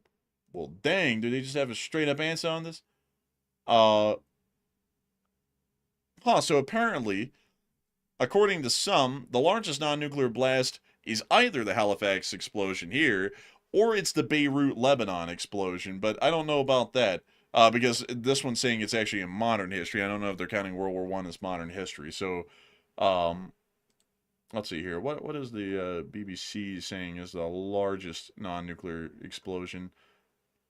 They just talked about the Beirut explosion. Everybody is obsessed with this Beirut explosion, you know? I guess we'll never find the answer to that. I believe this is the largest non-nuclear explosion that it was ever conducted, but I can't really check because everyone always only wants to talk about the Beirut explosion. But beyond that, I hope that does address that well. Big thanks to you once again for support and help this channel keep it running. And with that, we're on to the next one. You know, also, by the way, speaking of that chicken and the groceries and stuff like that, you know, there's a grocery store out there that, like, it prides itself on, like, being, like, the most expensive, or, like, at least people claim it's the most expensive. It's like one in California called Erewhon or something like that. You know what I'm talking about? Like, Erewhon? No, I actually don't. It's like, you can pull it up. It's like some, like, really super high-end grocery store, and everything's, like, crazy expensive in it. I've never really, like, seen one in real life. Like, I've seen it on videos and stuff like that. But it's like, why would you go to a place and pay more when you're getting, like, vegetables and stuff like that? You're just paying extra for it. It's like, why? How do you spell that? It's like Erewhon. It's like Erehon, I think. Erewhon. I think I found one. Oh, look, it's a chain of them. Oh, they're all around. It's in Los Angeles. They're all in Los Angeles, and they're all around the expensive areas of the city, like, you know, Santa Monica, you know, the Beverly Hills. Let's take a look at one of them. You can tell with that kind of simplest font, you're going to be getting ripped off. Now let's take a gander. Oh, they keep the produce, like, nicely sorted, I guess. That's kind of a nice thing. It looks like a Whole Foods. Yeah, straight up, man. It looks like a Whole Foods. What are the price? Oh, dude, they have those little price tags that fluctuate the price by the hour. Look at that. Oh man, capitalism has really reached its peak. These are $11 and $12 each. Seems a little bit like a ripoff to me. Also, by the way, Miss Disa just clued me in on something here. I didn't even notice it. Oh, area one spelled backwards is apparently nowhere, like the word nowhere. Huh. Why would they name? I guess you can find your brain nowhere. Because if you're goofy enough to go pay more for groceries, I mean, you need to go somewhere cheaper. I mean, what is it? What are they, allergic to Walmart people or something? God. This quinoa and dandelion salad is $21 a pound. I never heard of anyone selling salad by the pound at $21. That's literally leaves. That's leaves. It's not even meat. You know how much you'd have to. You know how much salad weighs nothing. You know how much you'd have to get to equal a pound. You'd walk out with like a Lowe's bucket full. That's still ridiculous, though. $21 a pound. I mean, that's nuts. Let's look at these prices. I mean, honestly, this isn't like too bad. This is $5.99 for Kikkoman soy sauce, and it's kind of like a good amount of it. Let's see. And then they got the Synergy raw kombucha deals. I mean, it's like a little bit more expensive. It's like a little bit more expensive, but it's not a whole lot on some of the stuff.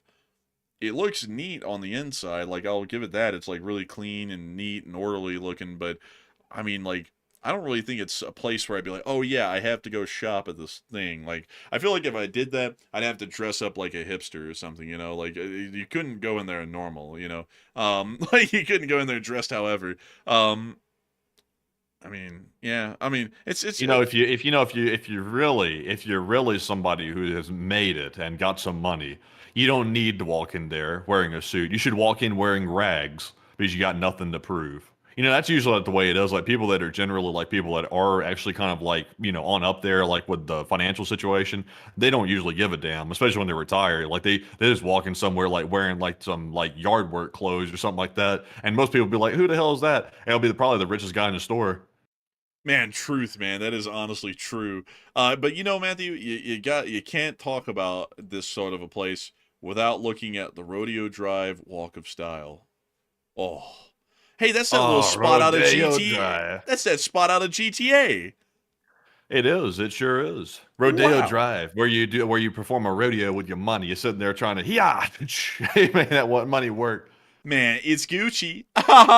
Oh man, LA is a really nice place in the nice parts, but LA is a really, really bad place in the bad parts. It's the extremes of it. Like LA, in the best way that I could describe it, it is the absolute extremes of wealth and poverty in this country, all in one city. It's really something, honestly. Like you can basically see, like I would say that out of everywhere that I've seen, except downtown Portland, LA probably is one of the most diversified places in terms of wealth. I'd actually say, though, that LA is a lot better than Miami, because you could say that about Miami. Like, the divide in between the rich and the poor in Miami is extreme. But Miami didn't really pull off the whole, like, the rich have it going on good sort of a deal. Like, the roads looked like shit in the rich parts, which was really something. But LA actually has really good roads around the nice parts of their city. Like, they're well paved and well kept up, and, they have curbs and everything. That's something you couldn't get in Miami. But anyways, with that, very interesting little side note here on this grocery store. But anyways, with that, we are on to the next one. And this one goes to Always Astates, who puts in a 20. And thank you very much for that support, by the way. And we do appreciate that. They said you should look into Russia's sewage geysers. There's an overabundance of them there due to a lack of infrastructure, LOL. Let's see a sewer geyser. I'd like to see that. Okay. I'm getting scared. Oh, a sewer geyser. Oh, wait a minute. We showed one of these before on air. The sewer geyser. Old Faithfully called. Oh, man, I love the smell of doo-doo in the morning spraying down the street. Look at this, washing everything off with a nice brown haze. Look at this. It's the shitfalls. It's like it could be, if you use your imagination very well, it could be the Charlie Wonka factory out here in the street. Come with me and you'll be in a world of fecal imagination. Man, Willy Wonka wilding out. Dude's got some weird problems. There is no earthly way of knowing which direction we are going. Remember that part of the movie, man, when he just like screamed in that woman's face and she freaked out of the blue? Bro, they said that whole thing was unprompted and ad-lib, no joke, man. So he like legit freaked her out. Let's make a movie about a manic chocolate maker man who makes some chocolate and wants some money. Like, what kind of movie is this? What kind of script writers were they hiring back in the day? Man, Gene Wilder was wilding out. Like, straight up, man. Like, he was going off. Oh, man. But beyond that, the sewer geysers are really something else, right? They're really Russian infrastructure at its finest. Like, I can't really well, I can diss on that a lot. Like a lot of civilized countries have moved far beyond that. But it wasn't until recently that the Parisians stopped dumping all of their sewage into the Seine. If y'all didn't know, because that's actually how their entire sewage system was built, is that all of the sewers and the conduits of the sewers in Paris and the arrondissements, which are all of these areas here in the central area of Paris, all of their sewer pipes fed into the Seine. So it would just dump all the sewage in there constantly, which basically made the river unlivable and uninhabitable for any life in the river for the most part, and also made it impossible to swim in it. You'd basically die of cholera afterwards. So lately, the Parisians finally came up with a solution to that, and now the Seine River is clean enough that you can swim in it, which was a big thing that they did for the Olympics that came around a couple of years back in Paris. But for the longest time, that was how they got rid of sewage in Paris, which honestly, when you think about that, it makes the Seine a lot less romantic. Funnily enough, the Thames was a lot like that too. There was actually a little ferry, Matthew, back in the late 1800s that got in a wreck on the Thames River, and when it sank, everybody drowned that fell into the water because it wasn't water, it was literally a giant floating cesspit of animal carcasses, raw sewage, anything that you could imagine that was just getting dumped into the river to flow out into the sea. It was all floating down the river. So when the ship sank, nobody was able to ever, like, you know, keep themselves or their heads above water because they literally just sink into this, like, slush of junk and sewage and refuse. Yeah, I wouldn't want to drown in the refuse. I'd rather not. Yeah, I wouldn't either. That's why, folks, here in America, we like to keep our stuff clean. That's why today we have now clarified that sulfur oxide and carbon dioxide, if I'm not mistaken, are no longer harmful to people. Although, if you stay in a room filled with CO2 or carbon monoxide or any other variant of carbon in the air, you will die, you know. So apparently it is a bit of a health issue, but the U.S. government has now declared that it isn't. They can no longer regulate the greenhouse gases because we don't live in a greenhouse. We live in the United States, America. They call it the land of America. That's what they call it. They said, sir, can we rename it the land of America? And they said, sir, that's the name of the place, sir, already, sir. Why do you want to change it? It's not something you need to change. It's already status quo. I like status quo. You gotta love it. Status quo. We don't know what quo is, but it's status, and it's something. I love status. You gotta admit. Golden status, silver and gold. They say, sir, get some extra. You know, I gotta be honest with you. I think they ought to force the president to stay in Salt Lake City during the winter in the inversions when the pollution builds up in the bowl and let him see what the pollution is. Because if you see an inversion around here in Salt Lake City and how cars and factories add to it so badly and then starts to smell kind of like eggs after a while, you'll really start to understand pollution is not a good thing at all. Like, regardless. You're smelling eggs, not because of the pollution. You're smelling it because the prices have gone down so much. The egg prices, they're falling through the floor. They said, sir. They think the construction of the floor is shoddy, sir, because it's falling through the floor so bad, those prices. It's going downhill. You heard of a bottom line? We don't have bottom lines. It goes straight through the floor, right down to hell. Straight down to the pits of hell, where there is this really crazy guy. His name is Eggstein, and he's into eggs a lot. He loves the eggs. He loves to lower the prices on the eggs. Some say that he has an entire island dedicated to those eggs. They call it Little St. Eglin's Island. It's a great place, but I don't know anything about that, me personally, just to be entirely frank with you. But anyways. He said, sir, you know one thing you can do? You can make something out of eggs, sir. You can make what's called a scrambler. They call it a scrambler. That's what they call it, sir.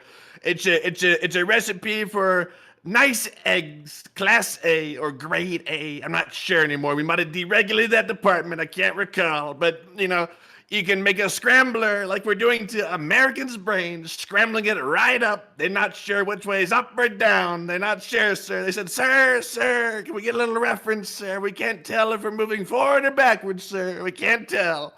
And I said, I don't give a damn. They don't need to know which way they're looking. Just tell them to look down and shut up.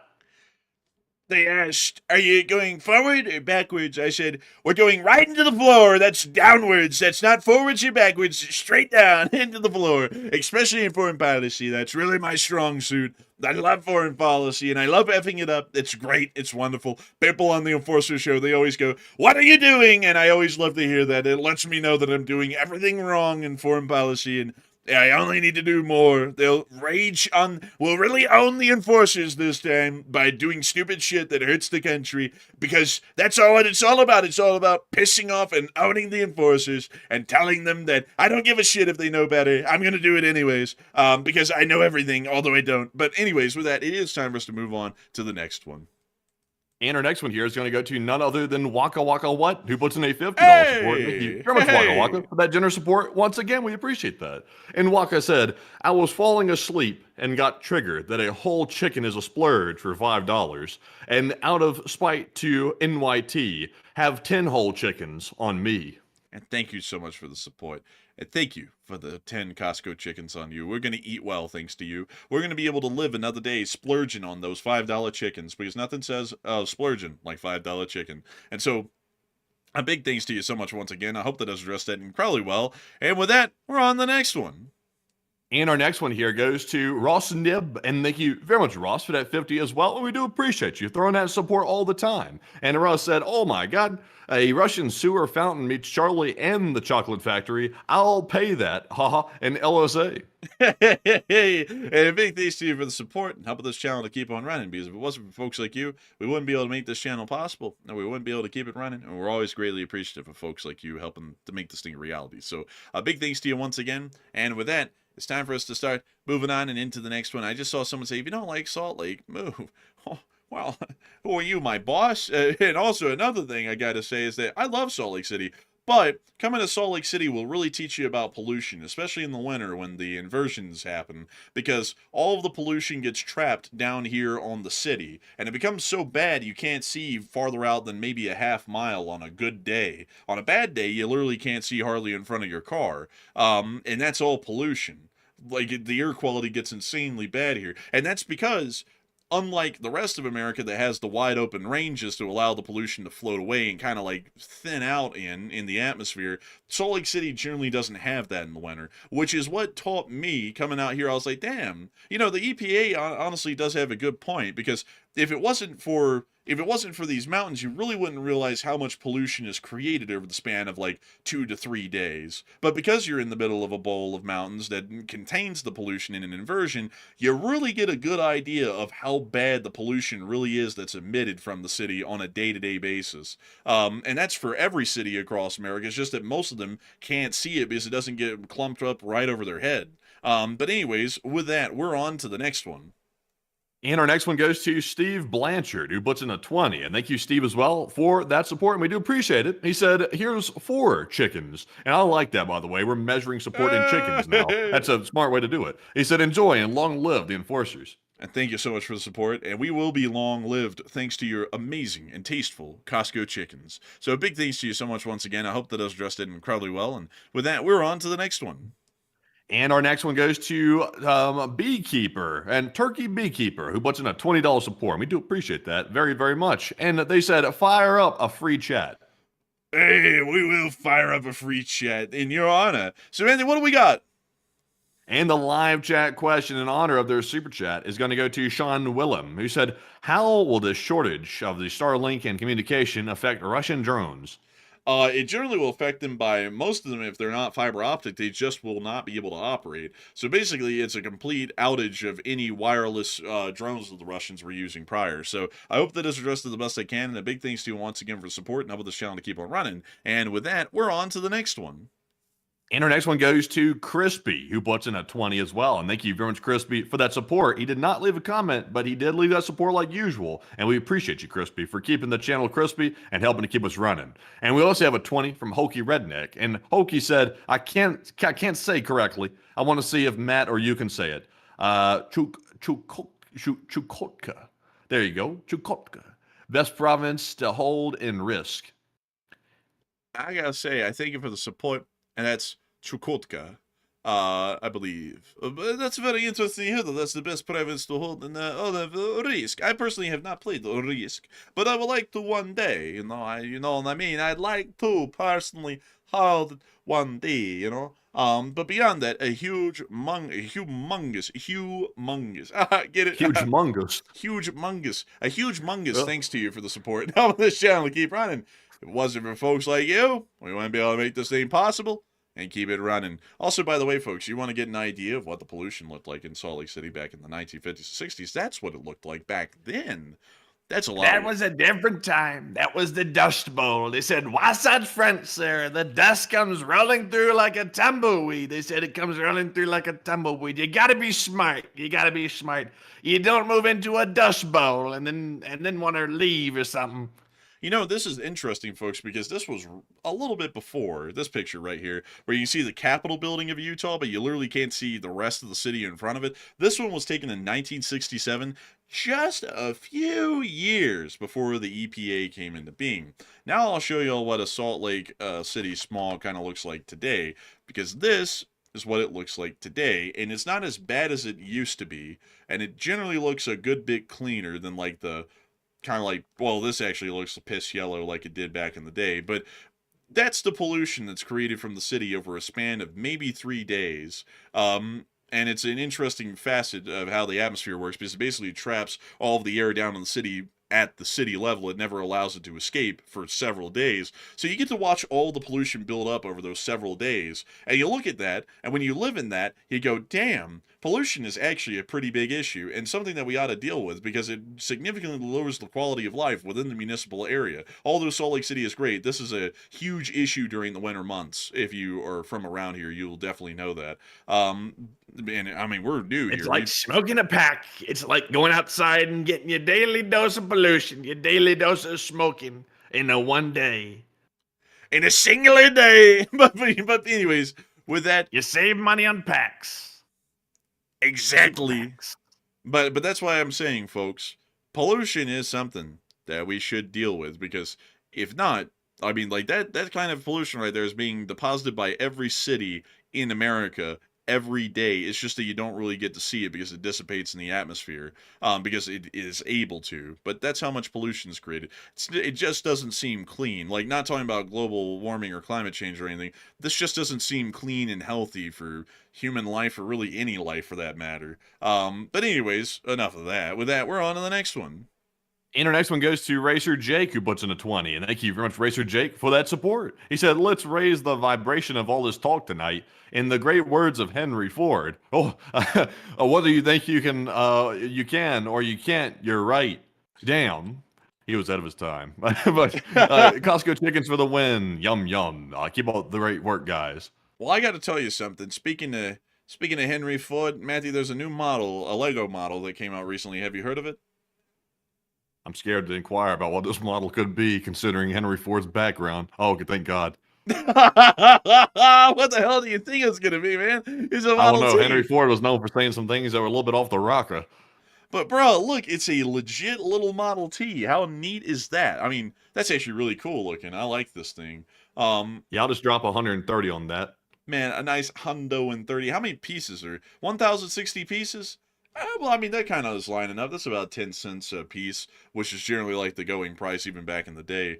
So, you know, I would like one of these, folks. I really would. It's really cool looking. And I guess the guy did have something kind of going on with that quote, but he really didn't have a whole thing going on in the lead up to World War II, though. Like, you got a little questionable up in there. But beyond that, a big thanks to you for the support and helping the channel to keep on running. And of course, we're always greatly appreciative of folks like you, because you help this thing to keep rolling day in and day out. And also, if you'll know anything about Model Ts, this is actually a pre-mass production Model T right here, because these were made around 1912, and you can tell because the tires were solid white, because they hadn't found out how to dye the rubber black yet, to create white walls and such. And they also had brass trimmings for like the radiator, the headlights, the horn and such, which other mass-produced models from about, I think it's 1918 onwards, and well, actually, I think it's 1916 onwards, all of those came solid black. There was no brass fittings or anything on them at all. But anyways, with that, we are on to the next one. And our next one goes to none other than Crispy yet again, who does not put in a comment the second time either, but did throw in that second support. And we appreciate you very much, Crispy, for throwing in a combined $40 support and helping to keep the channel running day in and day out. And we also have a 20 from Cruder Dragon, who said, according to largest artificial non-nuclear explosions under largest accidental artificial non-nuclear explosions by magnitude on Wikipedia, the RAF Followed explosion was the biggest at 3.5 kilotons. Also, the AZF factory in France is pretty bad too. Interesting. I was thinking that one in Britain happened in 1943. I was thinking that one might be a big one, but I didn't think it was the biggest. But that's really interesting to hear, and I got to thank you massively for the support and helping this channel to keep it running and sharing that with us. And with that, we're on to the next one. And we also have a 10 from Robert Krogan. And thank you very much, Mr. Krogan, as well, for that support. He said, good evening, enforcers and LSA, and take one from the chat. And a big hello to you, and a big LSA to you, and I got to thank you massively for the support, and we will make sure to take one from the live chat in your honor. So, Matthew, what do we got? And this one goes to Snowy, who said, do you think the cutting of the internet and the other communications by Russia could affect the nuclear capabilities in the country? Not necessarily, because most of that's operated on analog systems, so that probably won't be affected much, if at all, by the whole issue that's going on right now, but their conventional capabilities will be affected tremendously. So I hope that has addressed that well, and a big thanks to you once again for support, and helping the channel to keep on running. And we are on to the next one. And this one is going to go to none other than Sada Hosota, who puts in a 10. And they said, Warthogs versus 50 cal mounted on bass fishing boats. Any thoughts? A10 will win every day of the week, in that scenario at least, for sure. And so with that, a big thanks to you for the support. I hope that does address that well. And with that, we're on to the next one. And we also have a 10 from I Will Eat Your Hot Dogs, who said, oh man, Ukraine's taking ground while I'm in Minnesota. Oh man, time to get on the ground. Oh man. Anyways, oh man, Merry Christmas. LOL. Aw, man, it's an absolute tragedy. Aw, man, I thank you for the support and helping the channel to keep on running. Aw, man, if it wasn't for folks like you, we wouldn't be here right now. But a big thanks to you for the support once again. And with that, we are on to the next one. We also have a 10 from Michael Skeleton, who said, what on earth did Russia catch China doing that they're threatening their own soldiers for importing that stuff? It's not that China did anything recently. It's just that Russia has always, even in the middle of this war, they've heavily distrusted China. So they make sure to go out of their way to give anything Chinese the side eye inside of Russia. So with that, I hope that does address that well. And a big thanks to you for the support and help this channel to keep on running. And we are on to the next one. We also have a $20 support from Chris Feilbach, who put in the 20. And thank you very much, Chris, for that support. He said, for your efforts, here are 20, potato. Less the potato that the government and Google take from you, potato can go well with chicken. Potato do go well with chicken. And I thank you massively for the support, Chris Feilbach, and helping this channel to keep on running. We love potatoes. We love chicken. What can we say? We're hardworking Americans. And so a big thanks to you so much once again. I hope that does address that well. And with that, we're on to the next one. And we also have a 10 from Alan G. Dash, who said Costco chicken fund. And are we giving up on Venezuelan oil? Oh, I mean, kind of like we're still trying to figure out how to make that work, but it's very touch and go at the moment with Venezuelans. And they seem to be wanting to try and tuck tail and run towards the Chinese if they get the chance. So I don't think it's going to be lasting for very much longer than it is right now. So I hope that does address it the best I can. And with that, we're on to the next one. And we also have a super chat from Ryan H. on Wheels, who put in a 10. And Ryan said, hello, enforcers. My grandfather served in the U.S. Air Force as a MP during the CMC. He was stationed at CFP Goose Bay, guarding nuclear assets being loaded onto aircraft in case the conflict escalated in LSA. Oh, that's really cool, actually. That's really neat to hear. And I gotta say, thank you so much for your support and sharing that with us, and also helping this channel to keep on running. And with that, we're on to the next one. And we also have a 10 from Jeremy Vahill. And Jeremy said, hello, enforcers. Can we watch the masterpiece of North Korean cinematography about life in America? We haven't seen it all year, and I want some coffee made from snow. And I wish we could have some coffee made of snow, but unfortunately, we're gonna have to keep going. And that video is quite long. It's about 4 minutes long. So sadly, we will not be able to show it on air, at least at the moment. I do thank you massively for the support, though, and we will try and pull out the, coffee made of snow video, maybe tomorrow. But I do have to say that at the moment, we are starting to run very close to overtime, and I think we have a lot of questions to go, if I'm not mistaken. And also, I hate to tell you all this because I was not wanting to say this, but this is kind of a reason that I'm wanting to make sure to keep up a good clip. I'm starving to death right now, and I'm basically in hyperglycemia. Like, I'm absolutely about to pass out over here. Yeah, like, I'm doing rough over here, man. Like, I ate good way before the show went live. Like, it was like 6 hours before the show went live, and I didn't feel hungry at the beginning of the show. I'm starving to death right now.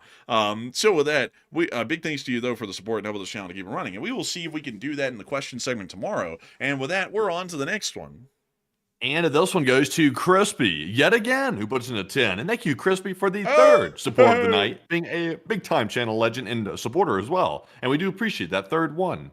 And we also have actually a 5 from Mark Dixon and a 3 from Plazoth. And thank you, Mark and Plazoth, as well for that support. So a huge shout out to all 3 of y'all. But Enforcer, what say you? And a big shout out to the 3 of yous for the support. If it wasn't for y'all, we wouldn't be able to keep this channel possible. We wouldn't be able to keep it running. And we're always greatly appreciative of y'all's support and helping this channel to keep running. And so humongous thanks to y'all once again. I hope that this was just incredibly well, I'd say. Incredibly well indeed. And with that, we're on to the next one.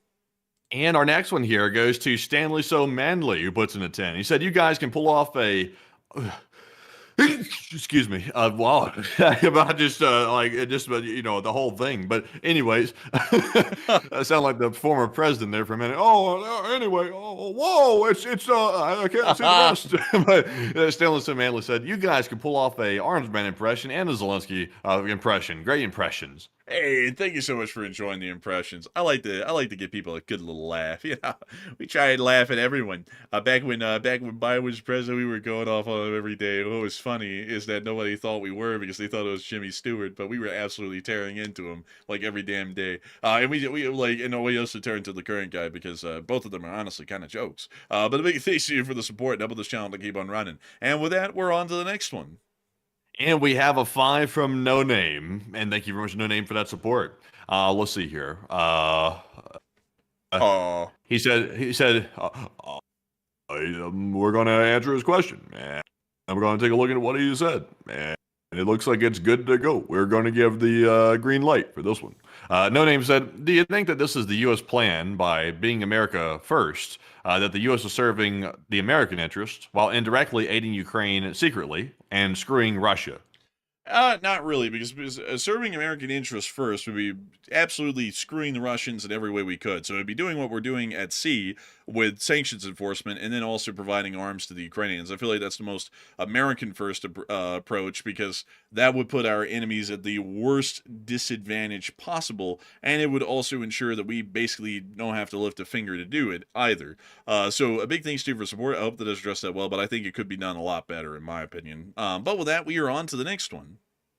And you know what? We just got another super chat from Crispy. And thank you very much, Crispy, for that $10 support. We do appreciate it.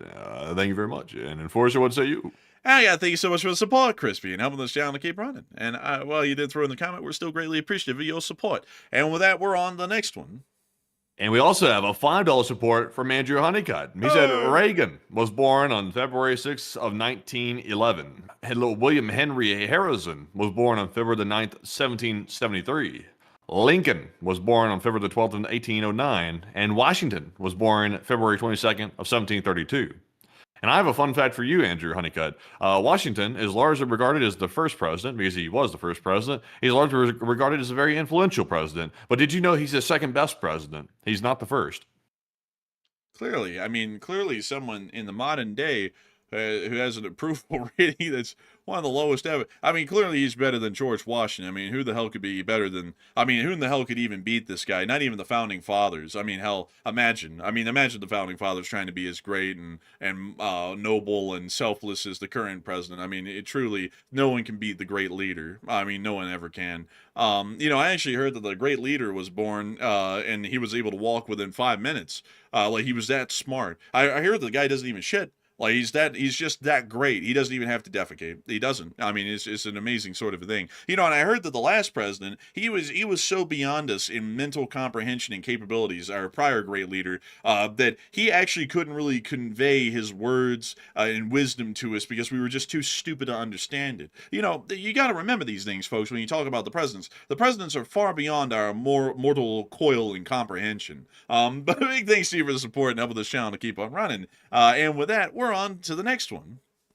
And we also have here another super chat, and trying to get to it. This one goes to none other than Racer Jake. And thank you very much, Racer Jake, for, I believe, the second or third support of the night. You put it through in a 20 again. We do appreciate that. He said, so one more. Saturday is Valentine's Day. Do you guys have a date or what? If not, that's okay. Let us be a PSA for folks to send flowers to their mothers and everyone watching. And love you guys.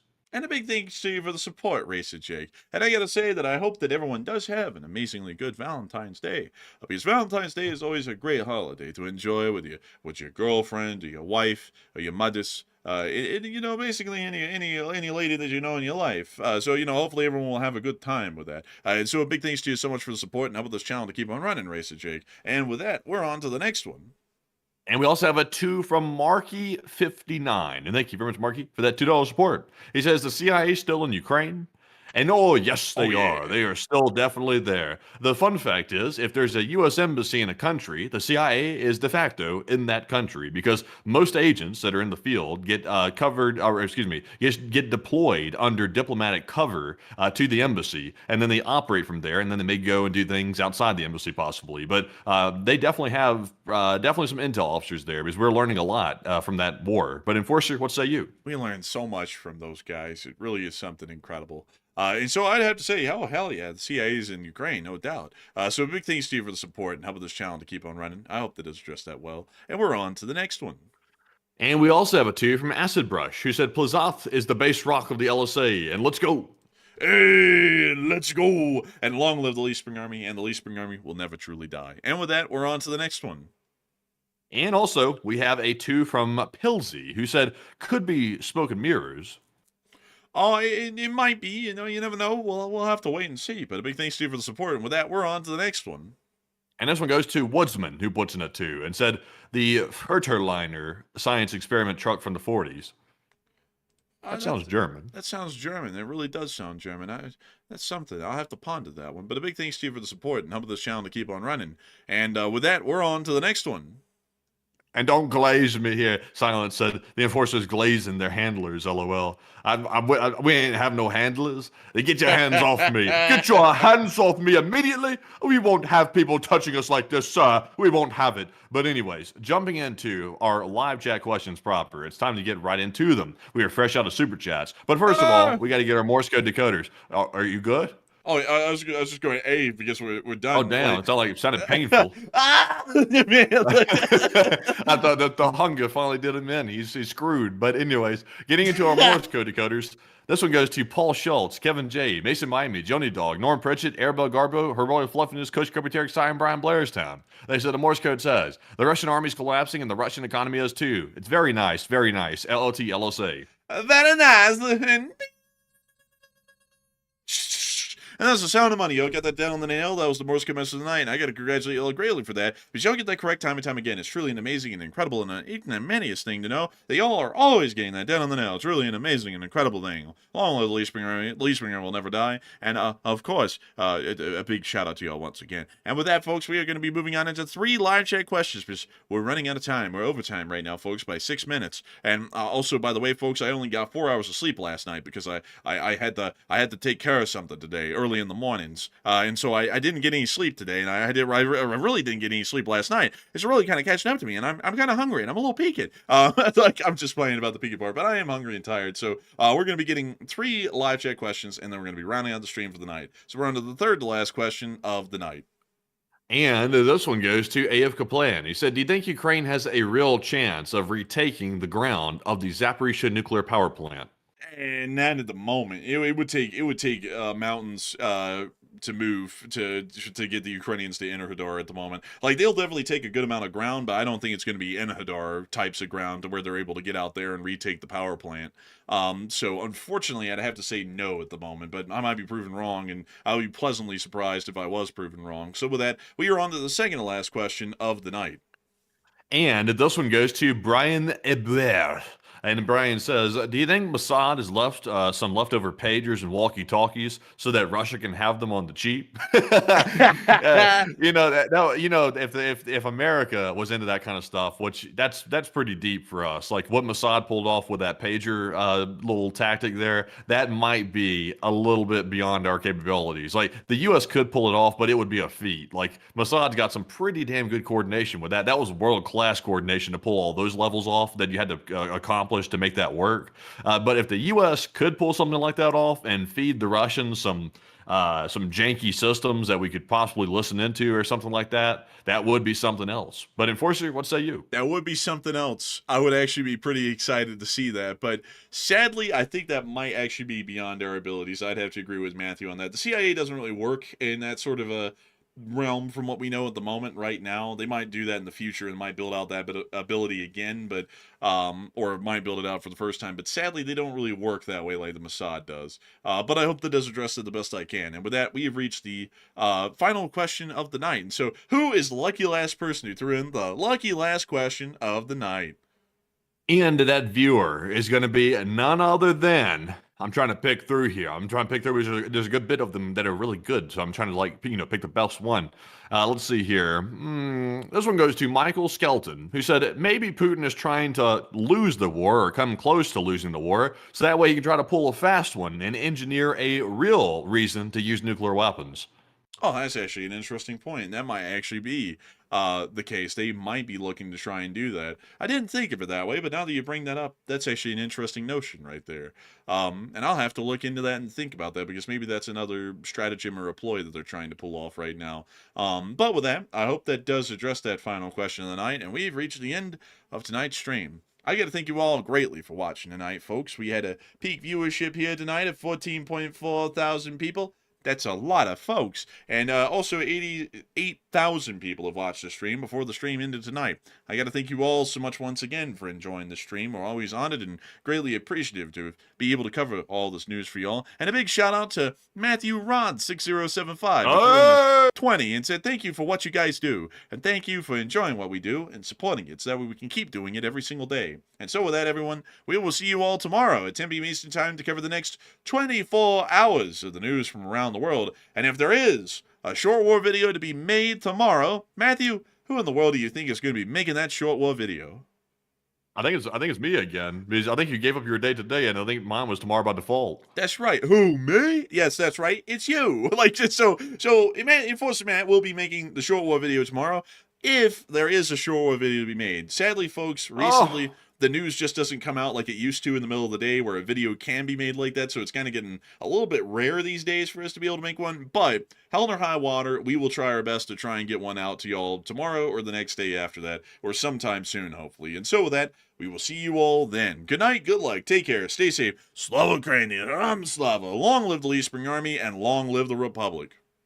And with that, folks, we will see you all tomorrow on the next Nightly War News stream at 10 p.m. Eastern, and maybe midday for a short war video. But like the Enforcer mentioned, we've been discussing this behind the scenes. Unfortunately, a lot of the news that we're covering on the streams comes out very late in the evening these days, and it doesn't come out very early in the morning, which makes it nearly impossible to make a short war video, because we have to get started working on those hours in advance to be able to make that actually come out at the time midday that it usually gets released. So it's been nearly logistically impossible to do that. And maybe that'll change once again into the near future. But we appreciate all of you for joining us once again tonight, and we will see you on the next stream, definitely. And of course, Slava Ukraine, Herom Slava, get some rest, and good night.